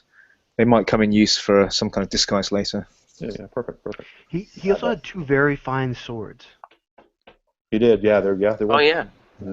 Cool swords. Whoever takes those is 2 weight, and you just put Skull Knight's blades or something like that. Are they rapiers or are they kind of standard sort of? One's a rapier, one's like a stiletto, I guess. Cool. Sounds like the both probably fit as weapons, right? They are, and they have they've got like they're very fancy, just like he was. They have like gold and black ornamentation on the handles.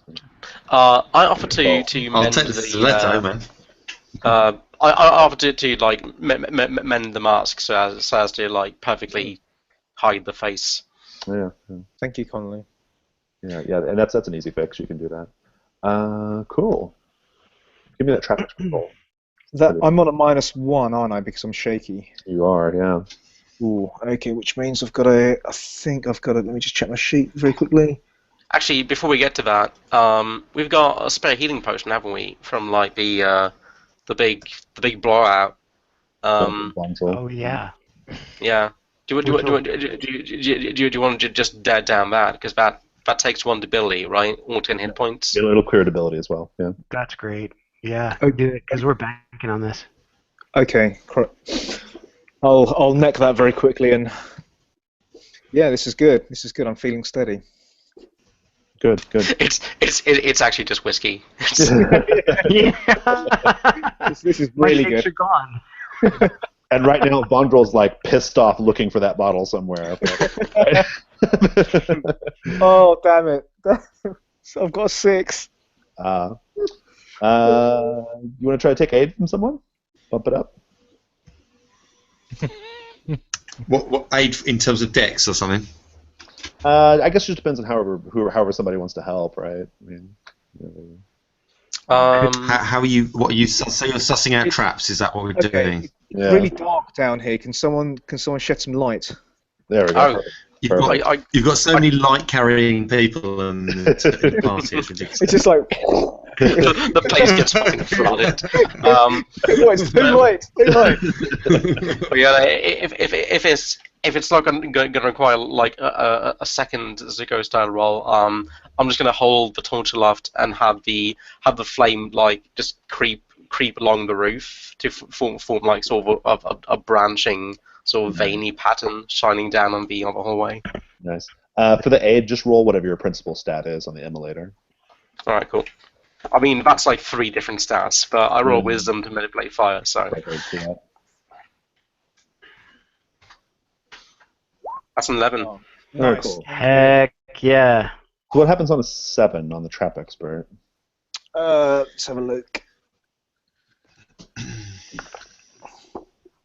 think you get a hold or something is the way it works. Questions, right? A certain amount of questions. I can't remember. I'm pulling Yeah. out images right now while you guys sort it out. So on a 7 to 9, I hold 1, and I get to ask 3 questions. So the first one is there a trap here, and if so, what activates it? Yes. Second one is, what does a trap do when activated? And the third one is, what else is hidden here? I guess I want to know what activates the trap. I guess, is there a trap here is probably the... Oh, is there a trap here, and if so, what activates it? Oh, yeah, sorry. Yeah, sorry. Okay.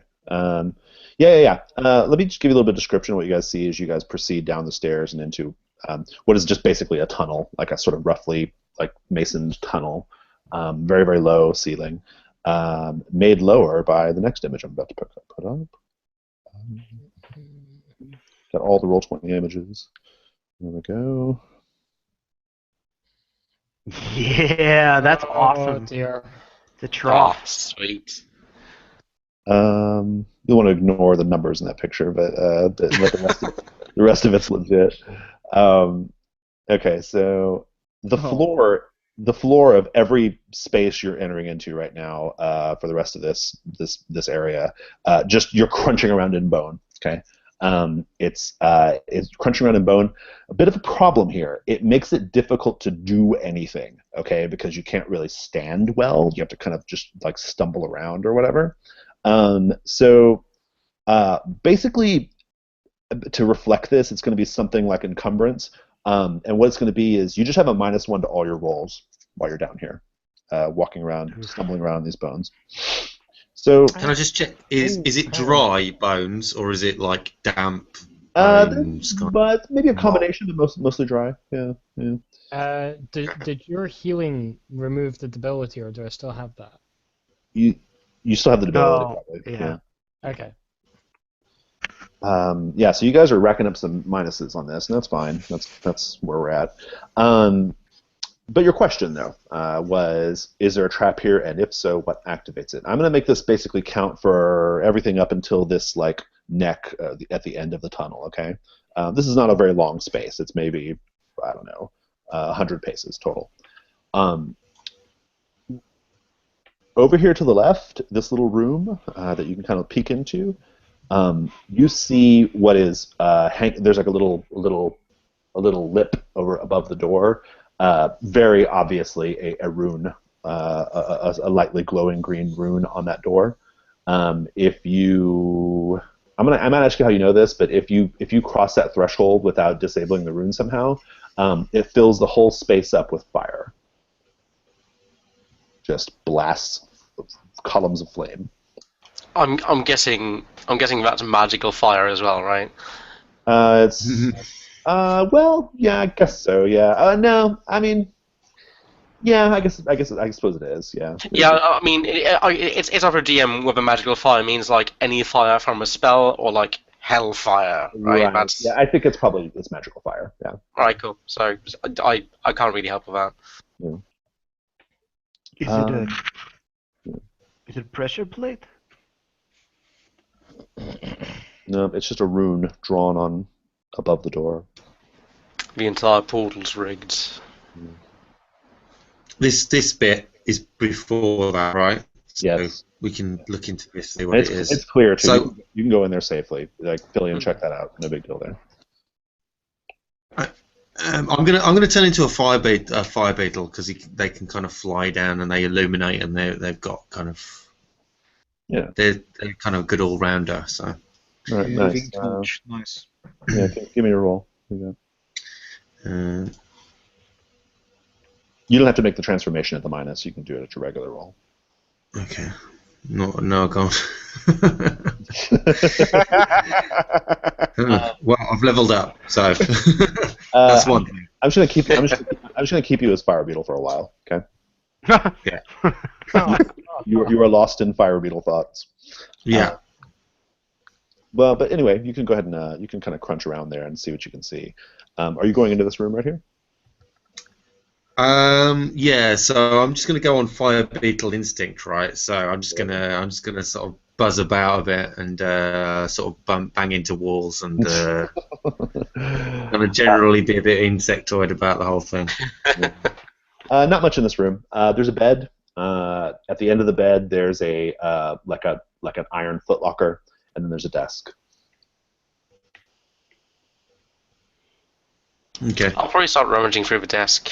If we're all like having a look wrap around. The desk is piled up with books and scrolls. Some of them have been used recently. Others are caked in dust. What sorts of books and scrolls? What's written on these? Magic stuff, instructions, information, spells, rituals, that kind of thing. All right. They just like go up one by one as I rifle through them. It's like it's with the same. Yeah, it's with the same mannerism as like idly rummaging through something and throwing it over your shoulder. Except instead they just like they just light up. Nice. Cool. All right. Well, so otherwise there's nothing on the desk. So, Fiona, what are you doing during all this? I'm gonna move up to here where I'm pinging and check this door here. Yeah, so don't step inside. The trap is there, but you will see it's a very small space, and you'll see a plinth rising up out of the ground, about maybe to chest height or so, maybe a little lower than chest height, depending on whose chest, I suppose. And then it has like 3 metal prongs. And inside those 3 metal prongs, are mage's walnut, except it's like swirling with like sort of dark purple and green miasma coming out of it. And now mage is gone after I've said that. So you guys can spring that on him when he gets back. I don't know anything about the walnut. It's true, you do not. Yeah. But anybody who peeks into the room can see it. So. Would I know anything about how to disable that particular trap? Give me the fiction and I'll let you try. Give me the narrator. So, Philin has seen runes similar to these on texts in books on trap devices and how to sort of bypass them. Mm-hmm. And this rune, he believes, looks like the rune for flame. Mm-hmm. And one way of perhaps getting around it would be to somehow douse the rune in liquid. If it's scrawn on, if it's not magically kind of etched into the brickwork, and they can get rid of it through water, dousing it could perhaps get rid of its sort of activation mechanism. All right, I'm into that. Roll it, see how it goes.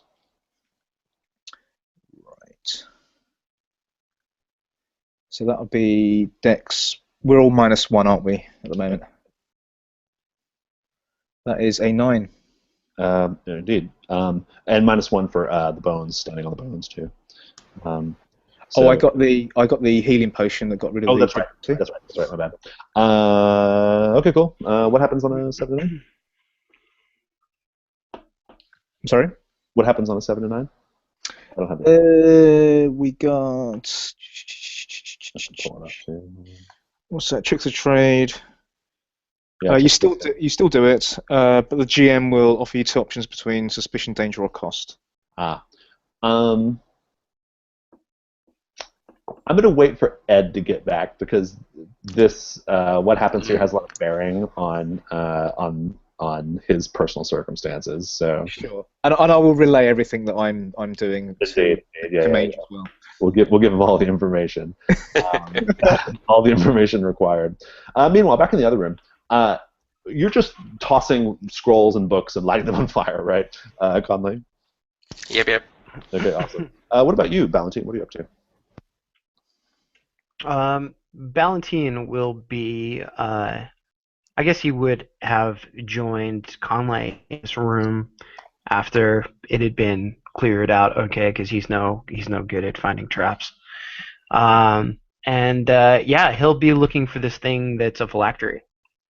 Yeah. Do discern realities. And this is inside the bedroom, right, where the bed and stuff was. Yeah. Actually, he'll drink the Epiphany potion. Oh, okay, good. Sweet. So that's the same roll, but an extra question, right? It's just a free question. You just get one question. Okay. Straight up. No roll required. 10. So 3 questions. You can have 4 then. And it can count for the whole, not just this room, but this whole space if you wish. So. Okay. Does that question have to be limited to the options, or is it any question? Oh, that's pretty good, Rob. Any question you want to ask, I'll have that 4th one. So. Okay, where's the phylactery? It's in that little room that Fillion's about to light on fire. Of course it is. So he'll rush out after the first he drinks this potion and rush out. Except you can't really rush while you're stumbling around on bones, can you? Yeah. You'll hear some clattering. Let's catch Edwin up. So Edwin, they found your walnut. It's on a plinth. It's on a plinth in that little room, being held by some metal brackets in place. Swirling with purple and green miasma. Fillion is trying. What a time to get to the toilet. Fillion is trying to disable the rune trap, and that's going to happen because he got a 7 and 9. But there's a complication or cost. Fillion, you're going to be able to disable it safely. So, but I think I want to. I'm going to give you 2 choices, Fillion. You can basically get basically it's like step 1 of the trap. Like you need to do like a little bit extra to kind of continue working on the trap. So essentially triggering another roll. Or you can safely disarm it, but the fire blows up inside the room that has the walnut. It's a meta question. I know how dear that walnut is to Mange, and Mange has been a steadfast companion in the past, and he would not want to jeopardize that relationship. So he would do whatever he can. This isn't Fillion making the call, right? It's a total meta question. It's purely, okay. Yeah, it's between you and me, Issa. Like, which do you want to do? Let's go for a roll. All right. Let me have another. I'll give you a +1 on it. So I'll get a +2 after the roll. Come on. 9. No. Yeah, it is 9, sorry. That's enough. Describe how you disable the trap.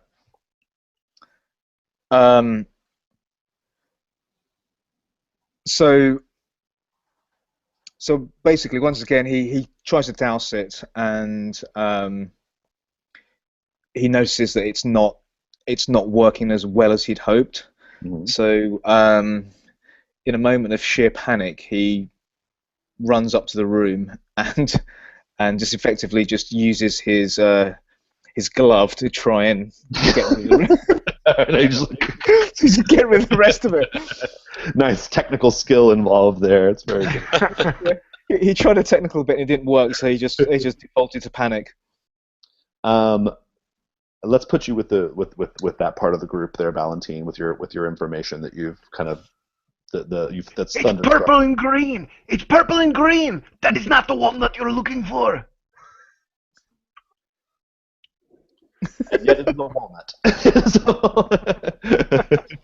I'm probably gonna step at her as well and be like, again, what What are you walnut? babbling The walnut question. I'll shake the potion. That is a phylactery!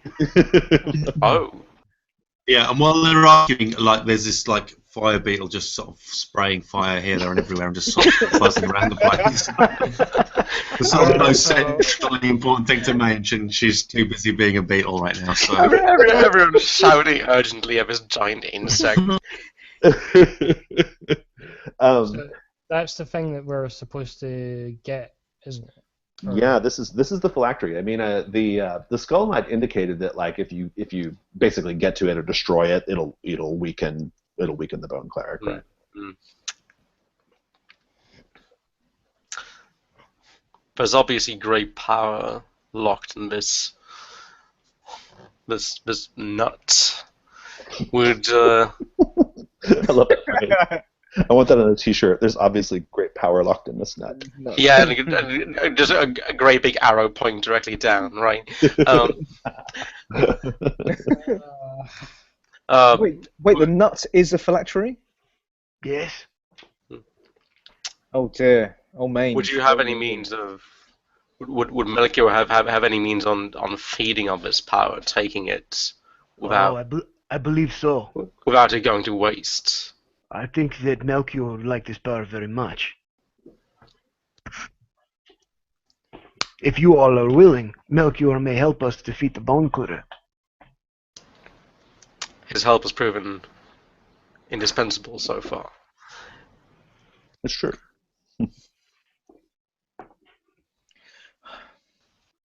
as a beetle of the Prismatic Valley,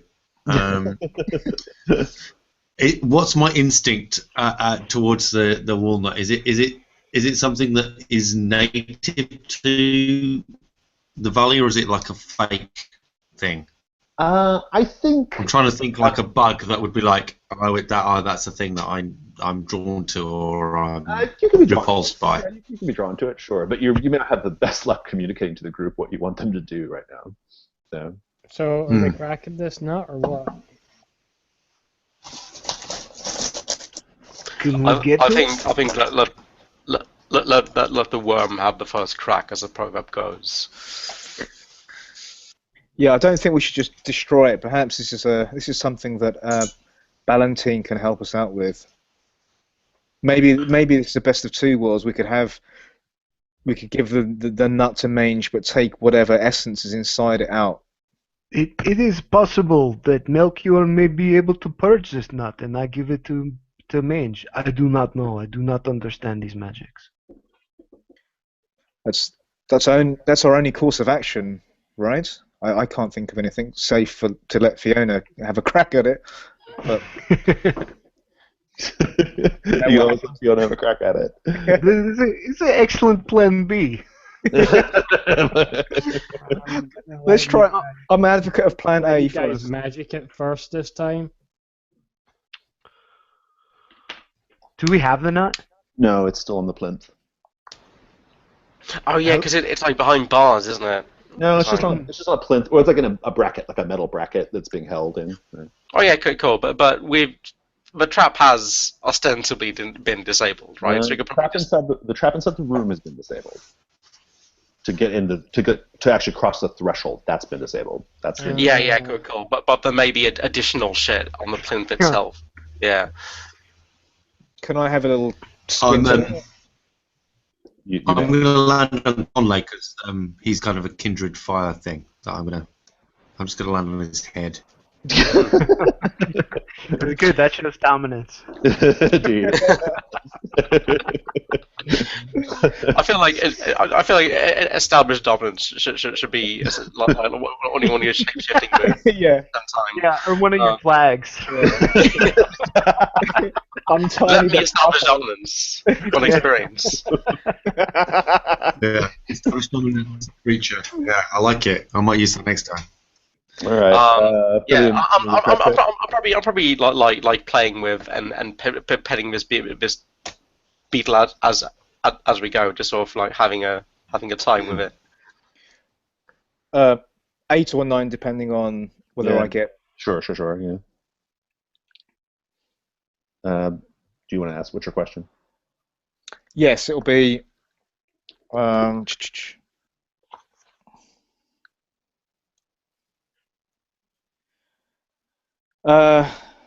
that's one hole. So is there a trap here, and if so, what activates it? Yes, there is. It's a magical trap touching the plinth or the walnut in any way. Okay, I relay that information to the companions. To Fiona. Yeah. Fiona, apparently you can touch it without any problems.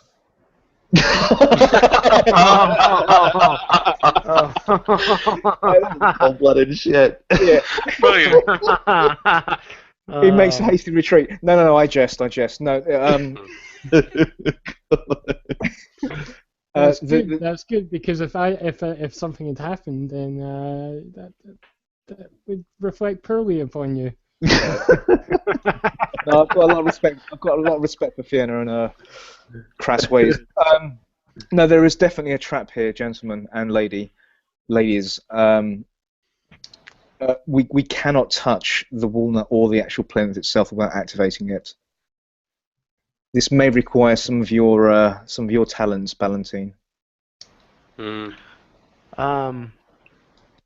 Melchior can help me move things. It is a special technique that he has given to me. But I do not know. If I reach out with the hands of Melchior and grab this walnut, will the trap still trigger?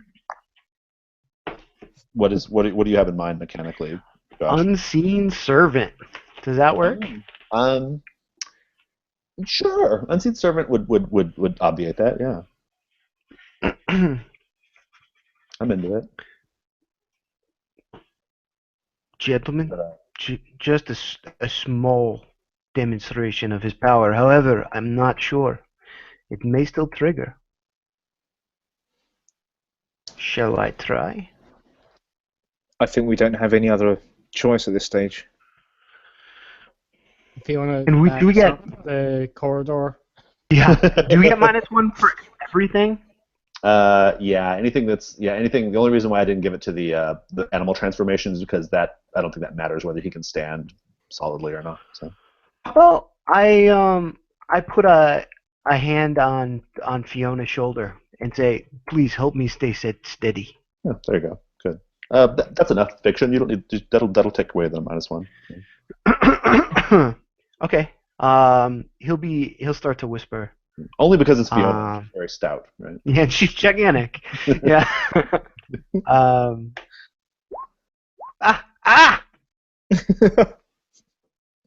What was it? Right. Ooh. Okay, that's no good. Is Fiona maybe assisting? Well, Fiona's shaky still, so. Yeah, if she was assisting, that would have given him the +1 to negate the bones. True. Yeah, you're already getting the bonus.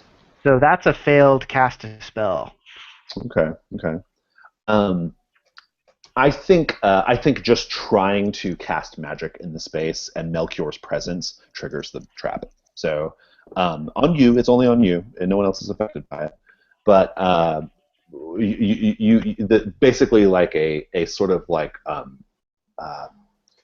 a swirling green miasma, almost like a protrusion or a fist, like kind of just like wafts really quickly off of the plinth, and just like forces its way into your nose and mouth and ears and any other orifice you've got, and just like, and you kind of raise up and it kind of fills you. Roll plus con.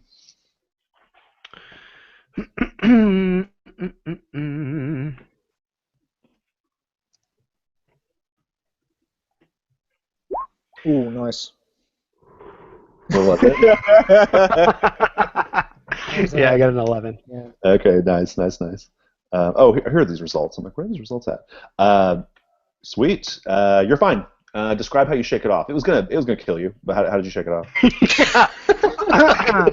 I think that like I get thrown back and I like ball up and I start vomiting, and I think that I think that what happens is you start to see um, little like worms crawling all through my skin, right underneath my skin. And then like I seize, and it takes a moment, and I'm like trying to puke, and then like one final like vomit of this like green, disgusting, magical miasma just lays it across the bones. Nice. And that's that. The plinth is safe now, so you can remove Is the walnut. the is like the green and purpleness still coming off of it? Yes, that's the magic, the phylactery. So yeah. Cool. Yeah, so that's not wasted apparently. That's cool. I help Valentine back up. Thank you. Melchior has removed the danger. Now, now the main course. I still have 3 discern reality questions. So Yeah, go for it. if you guys want me to use those on this nut, I'd be happy to. Yeah, it's probably worthwhile, right? Yeah.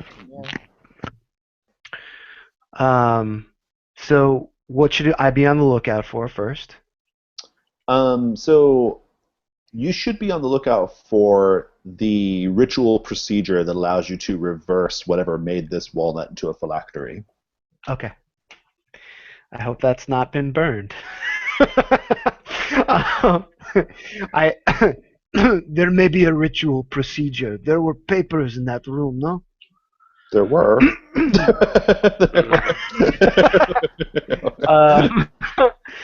What here is useful or valuable to us? I will tell you that, like, if you can't, disenchanting the phylactery would be a great way of giving Mange her nut back intact.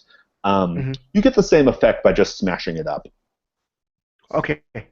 I will say, if we can't disenchant this, if we cannot find the ritual, we could just destroy it. And what here is not what it appears to be? Nothing. You have all the information you need. Okay, good enough. Is it safe to smash it? Yes. Yeah. Smashing it has no ill effect. So. However, Smash it, Fiona, guy. please. I'm holding it in my hand. Very important. I'm gonna take a quick bio break. I'll be back in a second. Okay. Okay. Cool. Stand down, Fiona. Yeah, you just got your tag experience point right there. Just gonna grab a beer. Cool.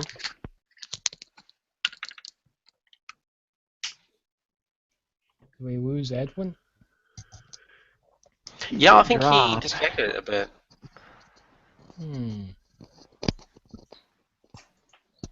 Yeah, I don't know. Oh, there he is. Hey, Edwin.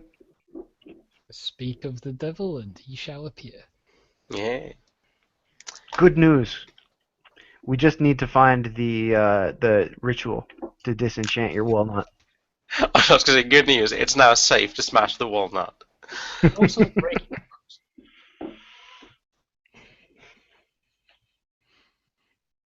You're muted, Edwin.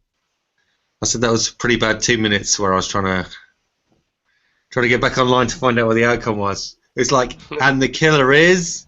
Oh!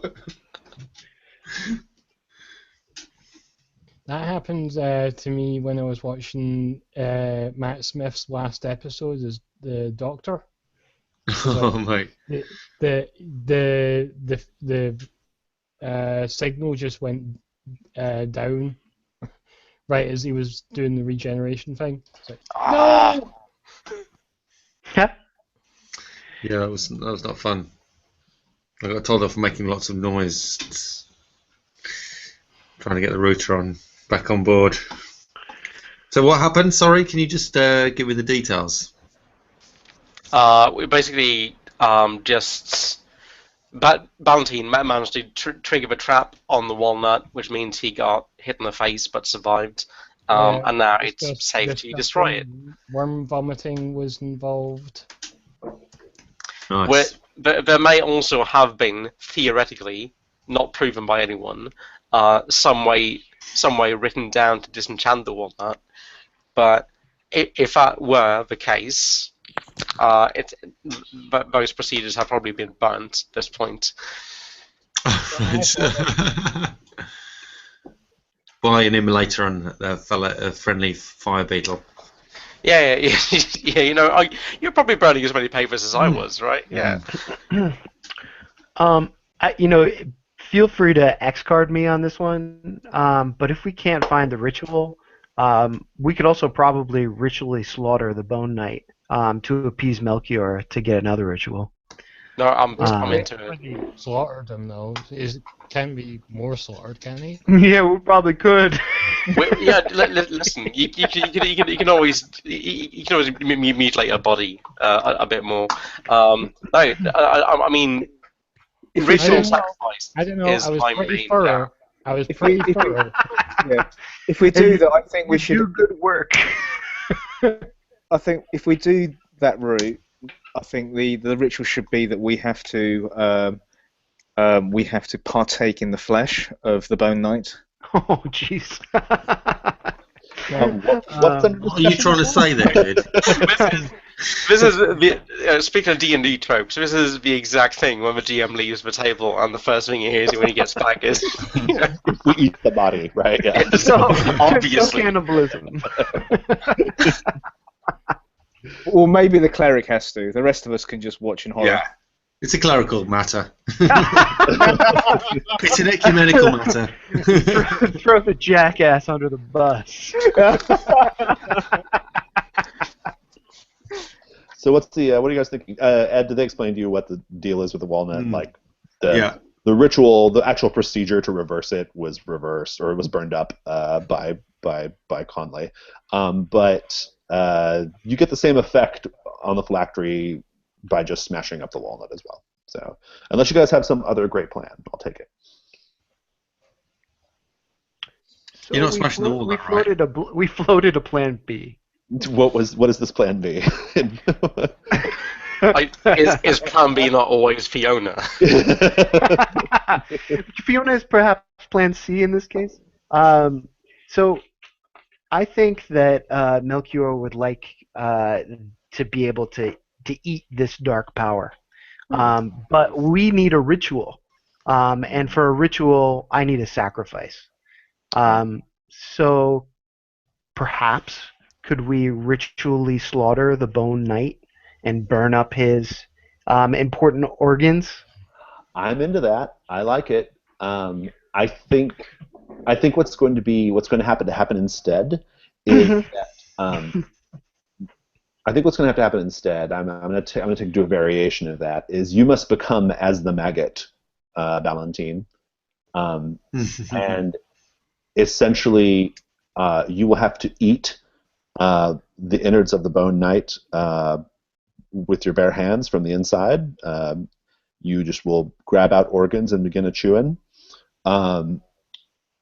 As long as you are eating the Skull Knight's innards, Melchior can hold the spirit in the phylactery subdued, okay, until you can figure out a more permanent solution. This means that Valentine will basically be out of the last fight, but you will be aiding the party by bringing Melchior's power against the spirit in the phylactery. Thoughts? It would seem to me possibly that if a lich were destroyed while his spirit is like suspended, it might then be transferred to Melchior, because it's got to go someplace, right? It's like electricity. It's a possibility, I suppose. Yeah. Mage. For purposes of destroying the Bone Cleric, if you can keep the spirit in the phylactery subdued, then you'll have a much better shot at it.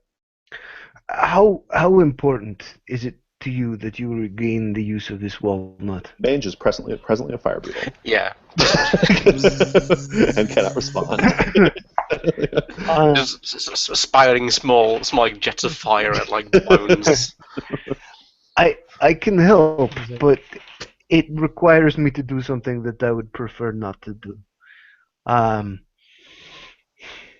Gentlemen, Click your Melchior. glowing tail once for yes and twice for no. I I do not worship Melchior on purpose. It is something that I do not have much of a choice in. However, I do have a choice right now. I can subdue the spirit within this walnut if I partake of the flesh of the Bone Knight. I am not a bad man. However, if this is important, I will do it. How long do you have to consume the flesh for? And as long as it takes you guys to destroy the Bone Cleric. For the duration of your battle with the Bone Cleric. Fiona seems a fine fighter. I'm sure this will be over in moments.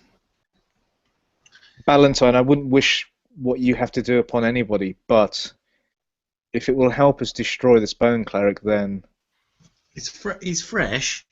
I mean, come on.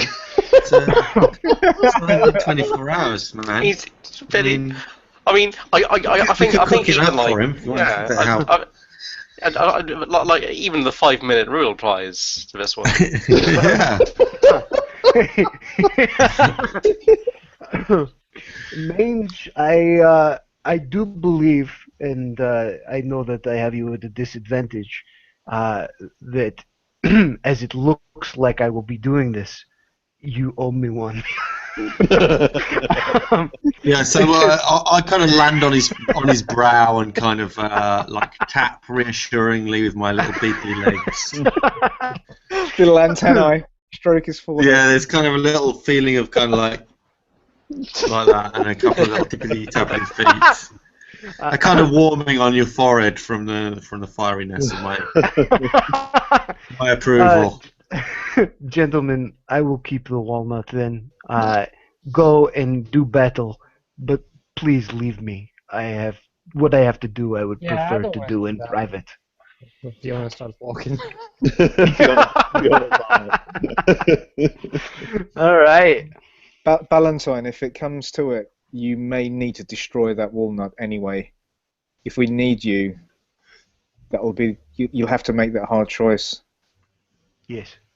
If you do not come back, I will destroy the walnut.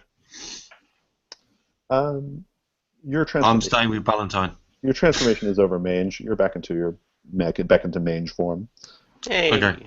Hey. So what do I know of this? What's just occurred? You know the whole plan. You know everything. Okay. Do you guys want to just? How's everybody doing on time? We're reaching the end of the session. I want to make sure everybody's okay if we go a little long. I've got 9. I'm sorry. Say that again. I'm good. Oh, you're good. Okay, right. We're at the end, so it shouldn't be that long. Are you guys like heading towards the large space that is clearly where the boss is? It's just a huge wall of fog in the doorway, right? Exactly. On the map, there's a skull. So yeah. I forgot the skull. I'm sort of torn between staying with Valentine to make sure he gets the job done and helping out. Shoving in. He'll look at Mange and cut a piece of this guy's liver, or tear a piece of it off and put it in his mouth. And, okay, so we exchange like a real. Yeah, as you do that, like, there's a real bonding like moment. I massively owe you right now. Melchior is whispering in your ear, "Yes, beast, eat, beast." Yum yum yum yum yum yum.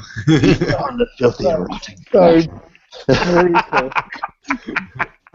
I'm just going to lay my hand on Valentine's shoulder, and no words pass, but there's an understanding there of facts. Let me explain to you what you see as you approach this taller, more cavernous space, right? Big pile of bones, just bones all over the fucking place, right? He's been collecting bones for a long, long time. In the center of the room, there is on a pile of bones, on a higher pile of bones, there is a chair or a throne of sorts. And you see a rather rough-looking individual sitting on the chair. I'm going to throw up a picture so you guys know what you're looking at. Would you have to find said picture? Give me a minute. Is he at? Maybe I didn't drop it in there yet. Oh, here he is. Hey. Bear in mind, I'm expecting a double cross immediately afterwards as well. So. From what, Lady Chesterfield? Yeah, she's. Yeah, I haven't had a chance to tell you about that, have I? You have not. Here we go. Here she is. He is, rather. All right. Here's the dude. Pretty. That's a great picture. He's there. He's sitting on this. He's sitting on this throne, and he's kind of like slumped over. You can tell something's like bothering him. Like he's like something is like really like bothering him and interfering with him. That's probably Melchior and Valentine's grotesque going on behind you. But he's there, and he's kind of slumped over in his chair, and he says, did she send you? Are you here on her behest? If you mean the Lady Chesterfield, then yes. She thinks she's beaten me, but she's wrong. And he throws his head back. You think you've beaten me, but you're wrong. I have power still. And you see the bones, all these bones that are around him begin to like move and rattle on their own, and they begin to like form up around him, almost like they're creating like a cocoon or a shell. But it's going to keep going, and it's going to be a problem in a minute. Fiona, I'm going to give you a chance to stop this bullshit right now. What do you do? I'm going to bring up my sword and just smash through this thing as it's forming. Mm-hmm. Yeah. I think it's even before it's formed. You can get to the guy. You got a clean shot at him right now. All right. So, is that a hack and slash then? No, it's more of a defy danger. I just want to know what you're doing on screen, like what you're going to do with him once you get up to him. Well, I'm gonna try and take his head off. That's perfect. That'll work. No messing about.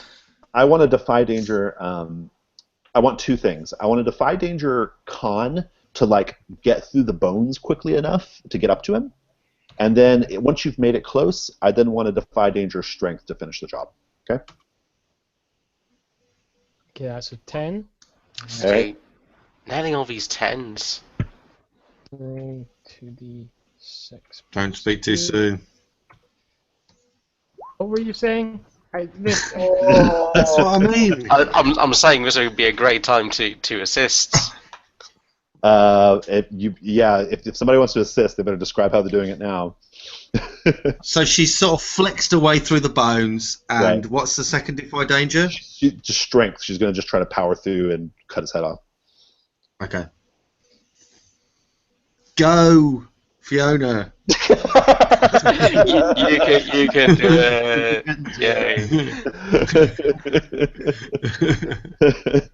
I will require more than that. Maybe from a bard that would be sufficient. Yeah. Support is appreciated but not helpful. Yeah, so I'm just trying to think if she's powered through the bones. You can kind of wrap it up into the whole scene, right? It doesn't have to be that moment. Yeah. I'm just trying to break it down a little bit. Maybe it's too much. Okay, I'm gonna transform into a basalt beast, which is like a large armored dinosaur creature, Okay, right? love it, And I'm gonna shield Fiona as she sort of charges in. Oh, nice. From the sort of as the bones kind of envelop her, I'm kind of gonna be running along and kind of like try and block them from so she can maintain a concentration for the killer blow. Nice. Roll. I don't even want the transformation. Just you've transformed. You're good. I just want a plus strength from you. Okay, that's that could be better, but I think it's 0 at the moment. Yeah. 10. Nice. Nice. The Bone Cleric is destroyed. Fiona, wrap it up. Give us the scene. Okay. So, did I just do it? Yep, he's dead. You describe how you kill him or destroy him. Okay, so I take I take a swing at his head, and it goes rolling off, and there's this pouring of that sort of greenish purple stuff coming out of his neck, and Nice. the end of the head as it rolls off. Nice. And the body slumps forward. All the bones fall down and make that rattling sound, but louder, right as they fall down. That's so passes the Bone Cleric. You can stop eating guts now, Valentine, if you wish. Melchior knows he's dead. Melchior is keep eating, beast.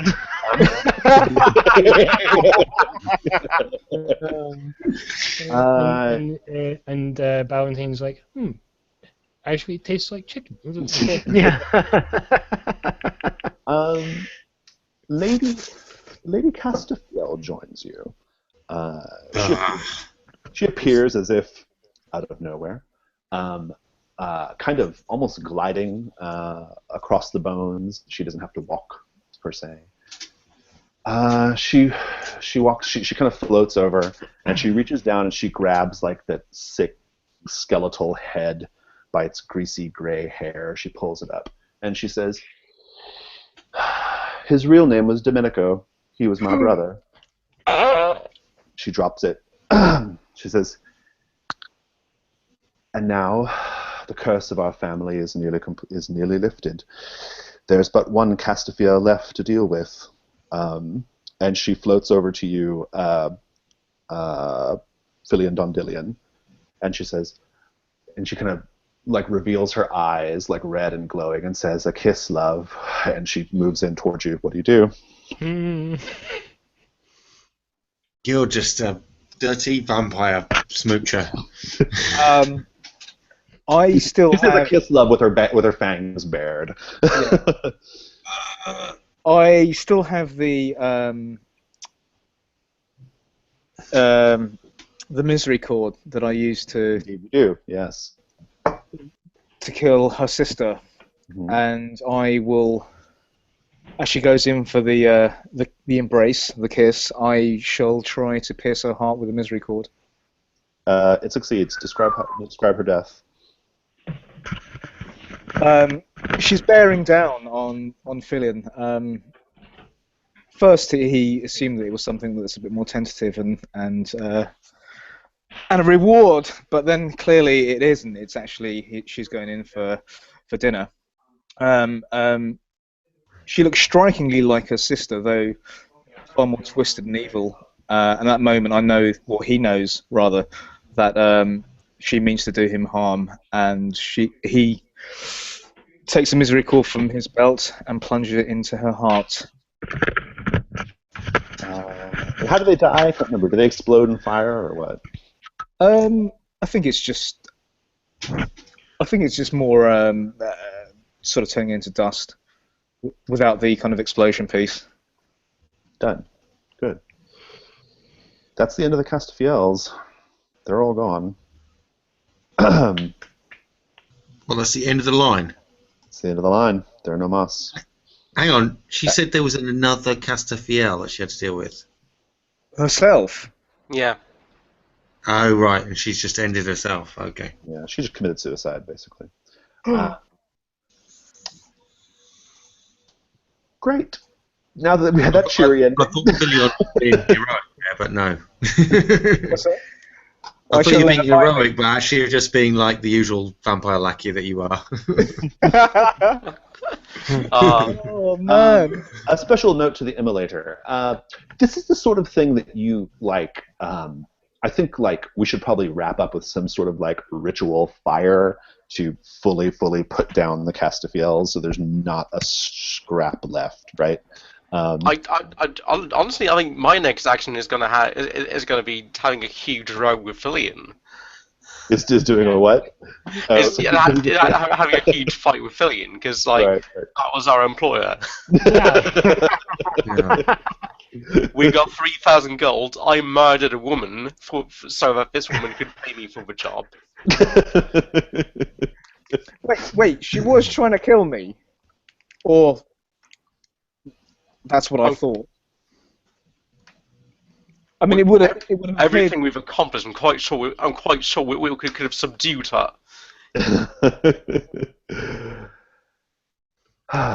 Okay, so I go and scoop. I deftly scoop up the walnut in some sort of like skippity way and like pocket it away. Are there two? There's the walnuts? No, there's just the one. Yeah. I'd probably standing. So it's probably like you see me sort of lean down and sort of skip it up off the floor and pop it into my pocket where there's Ballantine's kind of blood-ridden kind of face in the background. Kind of. I appreciate it, Ballantine. I owe you one. I appreciate you putting your face in all those guts. Yes. I'm picturing Melchior after having like consumed some part of this last second to last Castafiel as being like this huge and sort of heavy, bloated maggot god like on my shoulders and being a little bit bent from his like spiritual obesity. Nice. Let's kind of summarize the ending here in the cathedral, and then I'm going to go around the table, do epilogues, and then we will do end of session. So when you go back topside, you'll find that those brain nervous system creatures are just laid on the ground, inert or dead. Any of the bone cleric's defenses that existed are dead, destroyed. That colorful miasma up on the balcony, had you gone for it, was actually just a pouch of dust that has like this kind of a rainbow dust. If you go have it checked out, you'll discover that it's like a dust of illusion that lets you create illusions when you throw a handful in the air. That would have been handy. And there's a chest. The rest of your payment is waiting for you at the door of the cathedral as well. It's 3,000 coin, and you may divide it up however you wish. But that's about it for the end of of Lugana's Gambit. Successfully gambited. I just want an epilogue. Like you guys can go fast forward in time as much as you wish. I just want to get a sense of what your characters do after this. Whoever has an idea can throw it out there. So how much? It was 3,000 coin, you said? 3,000 coin, yeah. Which divided up by 5 is what, 600 each? That's true. Yeah, 850, I think. That's a kingly sum in this game. So. I've got something I know Fillion will do at a later date. He will kind of pick up what he can of the ashes that lay by his feet on a silk cloth or something, and then we'll take the remains actually of both Domenico or some of Domenico. He'll I guess we're going to burn his body as well, right? Oh, I don't know what you guys are. You guys do whatever you want with bodies, yeah, whatever. Cool. So I'll take the ashes and then turn them into the Castafiel crypt, where the doors were. And I guess in reflection, he's probably thinking that she wasn't trying to kill him, but was feigning that so she could end the curse for her family. Well, now that the family's gone. She just wanted them all gone. Right? Yeah. So yeah, I'll put them to their final resting place at the crypts of the Castafiel family. Good, awesome. I love it.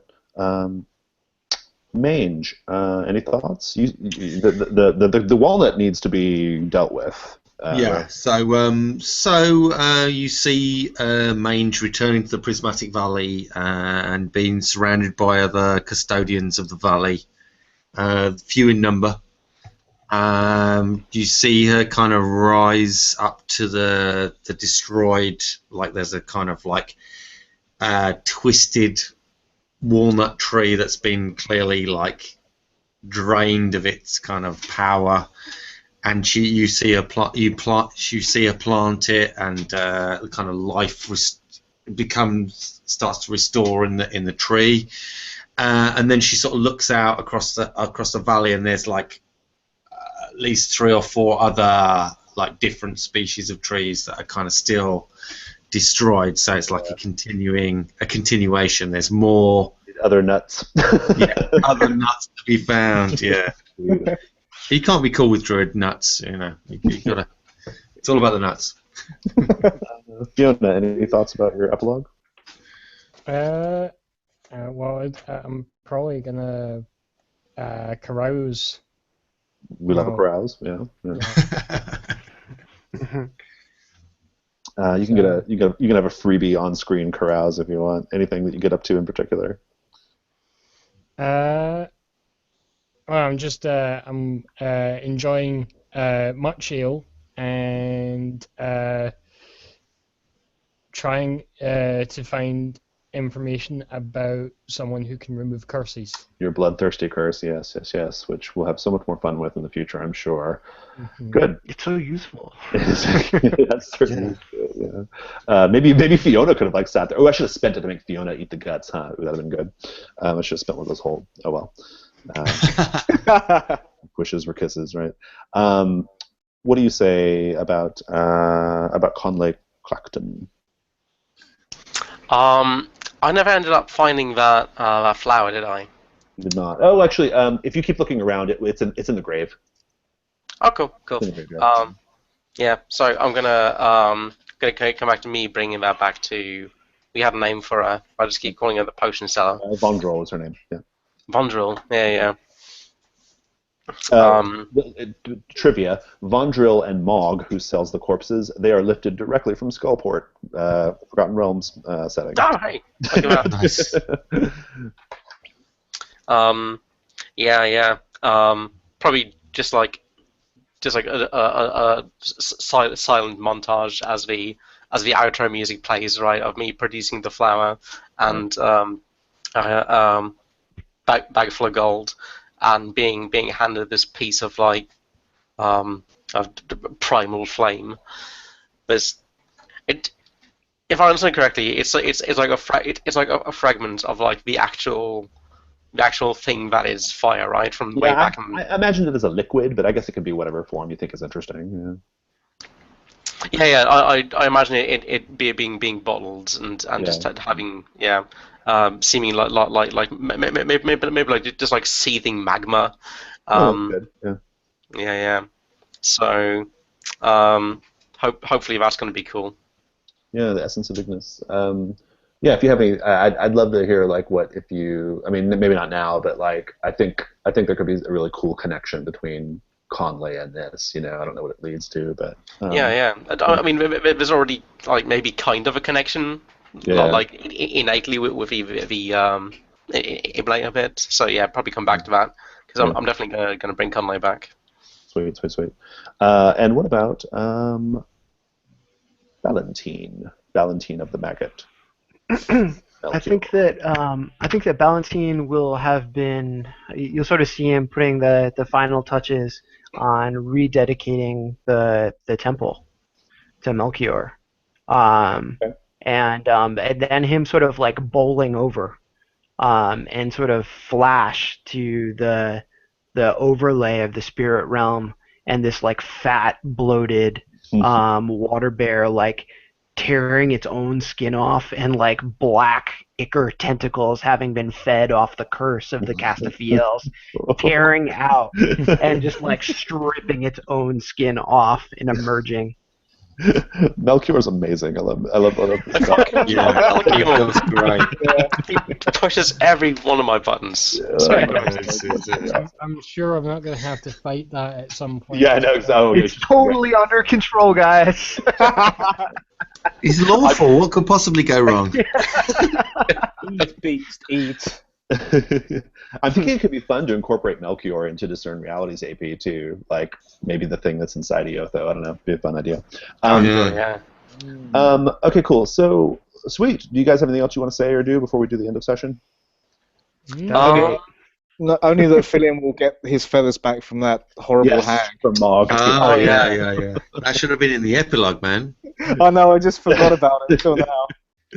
Yeah, so I haven't really been invested in Three Kings having like a persistent setting before, because usually it's like all the settings have been like quite diverse and kind of fleeting, whereas the company itself stays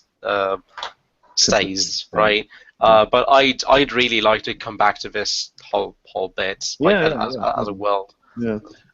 In fact, there's I have like there's seeded deep lore into like every adventure that they connect up to each other, even with the AP and DR. I never tell people though. Sometimes you get it real on the nose, like at the end of this session, but sometimes you don't. How very soulsy of you! I appreciate it. Very soulsy of me, I know. The Domenico reveal. The Domenico reveal, yeah, that was the most on the Yeah. nose. Like, Whoa. But I was saving that. I knew from the very beginning that's what was happening, and I was like, oh, and I told David. David was like, oh my god, record it. That's going to be so awesome. I was like, all right. Who went, ooh! Session. Yeah, I enjoyed your guys' faces. That was good. I got the Yeah. I didn't catch it at all. I haven't been paying attention. Yeah, if you're not caught up on the show, it wouldn't have meant anything. But if you're caught up, on it's on DR then. It's on DR. Yeah. Oh, okay, that's cool. I can catch it then. It's not like from some previous. You'll come in from a different angle. It'll be really interesting. Yeah. Like watching the back catalog. Also, I think we really lucked out with this group because I feel like we had a really cool group dynamic. Like everyone was sort of fit really well into like not necessarily the like specifically Venetian part of the thing, but of the like sort of gothic horror aspect. Yeah, it was interesting because it was like the first session was like getting to know you, and then it was like there was sort of like suddenly it kind of gelled, and we all had like a kind of weird. There was sort of a reason for us all to be there, you know. That kind of was quite cool, I think. They were quite fun. These were probably two of my favorite sessions of Dungeon World. They were really great. I enjoyed them a lot. Yeah. It was super fun. Okay, first question. Let's look at the check your flags. If you think you hit someone's flag, ask that player, and then they'll say whether you did or not. Did I see your horrible growth, Valentine, and marvel at its grotesqueness or whatever it is? Yeah, I think we already established that happened. Yeah. It was joyous. Fillion, you and me went looking for a flower without shedding any blood. Yeah, that's good. We went away from the main sort of thrust of the adventure to try and pursue something that didn't involve murder, death, kill. So yeah. Cool. I think I hit Mange's colored flag about helping assist a mage to destroy a magic wielder's most treasured possession. Oh yeah, that's true. Yeah, you did. Yeah. And I think I hit Fiona's. Oh no, was it there? Yeah, attempt to dissuade her from solving problem through force. It didn't work out because she still smashed the door down, but I tried to stop her from doing so. Trying to. I don't think I did hit anybody's flags. Let's see. You would have done if you give me the death blow, but you also had the disadvantage of like not having a session to practice them because last session these guys had a hard time with it last session, so yeah, we're like quickly working it out. Session they came back and reevaluated their thinking on it, right? So I really you guys did great with it this time though. It's awesome. I really like that we sort of chose one that perhaps was easier to hit and sort of because they were highlighted as well, it really helped sort of Yeah. focus that. Yeah, I kind of just thought of that on the fly, but it occurred to me. I was like, oh, we should be an emphasis, right? Like something that you think is going to be a big deal in this session. So rather than like have them fish around for all of them or whatever. So It was nice to have a couple explicit times to like, if you guys want to try to hit each other's flags now, do it. That actually worked out really well. Well, and it leads to good on screen. So to my mind, like I don't care that like we discuss it in kind of a meta fashion, because it leads to good scene. So. It facilitated the game. Yeah. Oh, Sweet. flags totally win over bonds. There's totally fixed it as far as I'm concerned. Amen. Yeah, I agree. Especially with a rotating cast, right? That's the thing with the rotating cast. It's especially helpful. So Yeah. okay, cool. Let's keep going. Alignment. Let's see here. Valentine, endanger yourself. Oh, sure. Mark an XP. Fiona defeated. Yes, you defeated the Bone Cleric. Mark an XP. Really? Was he worthy? I don't know. He was pretty worthy. Yeah. Oh, he was worthy. He does a D10 plus 7. Awesome. Jesus! That actually could have killed me in one hit. Yeah. Yeah, he does. It might even be best of D10 plus 7, or best of 2D10. Let me make sure. That's worse than a dragon. Yeah, it's pretty bad. He does. No, it's just a D10 plus 7, but still. But he has 31 hit points and 4 armor. So. Good Wow. But he's also exposed. Like you had the chance to stop that part of it. Yeah. Okay, cool. You are welcome, Rachel. What's your name? That's a different character. Yeah, that's what I'm doing. I'm crossing the streams. Conlay of Clacton, sacrifice an unwilling victim to the flames. That's hard if you're not like in a place to do evil fire shit with people. Yeah. I mean, it's up to you, but obviously I didn't do it this session. But I feel like if we're in combat with like human beings or some shit, I could probably just be particularly vicious to one. But this time around, it didn't really. Yeah. You got it for last time though with Sarah, right? Yeah. All right. I want to make sure you got some. I might consider changing it to chaotic because that's going to fit a lot better with like the stuff that I'm going to be doing with Conlay. Okay. Well, he doesn't read as like super evil either. He reads as more chaotic so far. Yeah, well, I mean, he represents chaos, but he's perfectly willing to do some incredibly evil things in the name of chaos. Indeed. So, mange dirty to display a symbol of civilization. Yes, to great effect. I thought that was very cool scene. That's great. Yeah. Mark an XP, and then Filion Dondilion leap into danger without a plan. What do you think, Filion? Probably not really. Yeah, you guys are pretty methodical this session. Like with the exception of like Fiona would have gotten that for the door, but otherwise it was a pretty methodical session. So You were kind of the voice of reason. Yeah, I'm thinking I may change my alignment somewhat because I'm less chaotic and more thoughtful than I thought. It's definitely coming out that way, I think. Yeah. Especially with this ragtag band. Yeah, right. It's like Suicide Squad. Yeah. Just so I'm clear, you with flags, both people get the XP if they're No, hit, just the or- person who hits the flag gets the XP. Okay. Yeah. So you have to purposely go out and try to hit one. Okay, let's do the group questions. Did we learn something new and important about the world? Yes. There are no more Castafiels. They're gone. Did we overcome a notable monster or enemy? Yes. The Bone Cleric. And Lugana, in a way. Did we loot a memorable treasure? 3,000 gold pieces? You guys got plenty. I mean, there was the that's Skull Mask. I've got the walnut. The Skull Knight stuff. It's a good thing you mended the mask, Conley, because that's magical. oh, cool. So just keep that in mind. The swords are just badass swords, but so yeah, you guys can take an XP for that.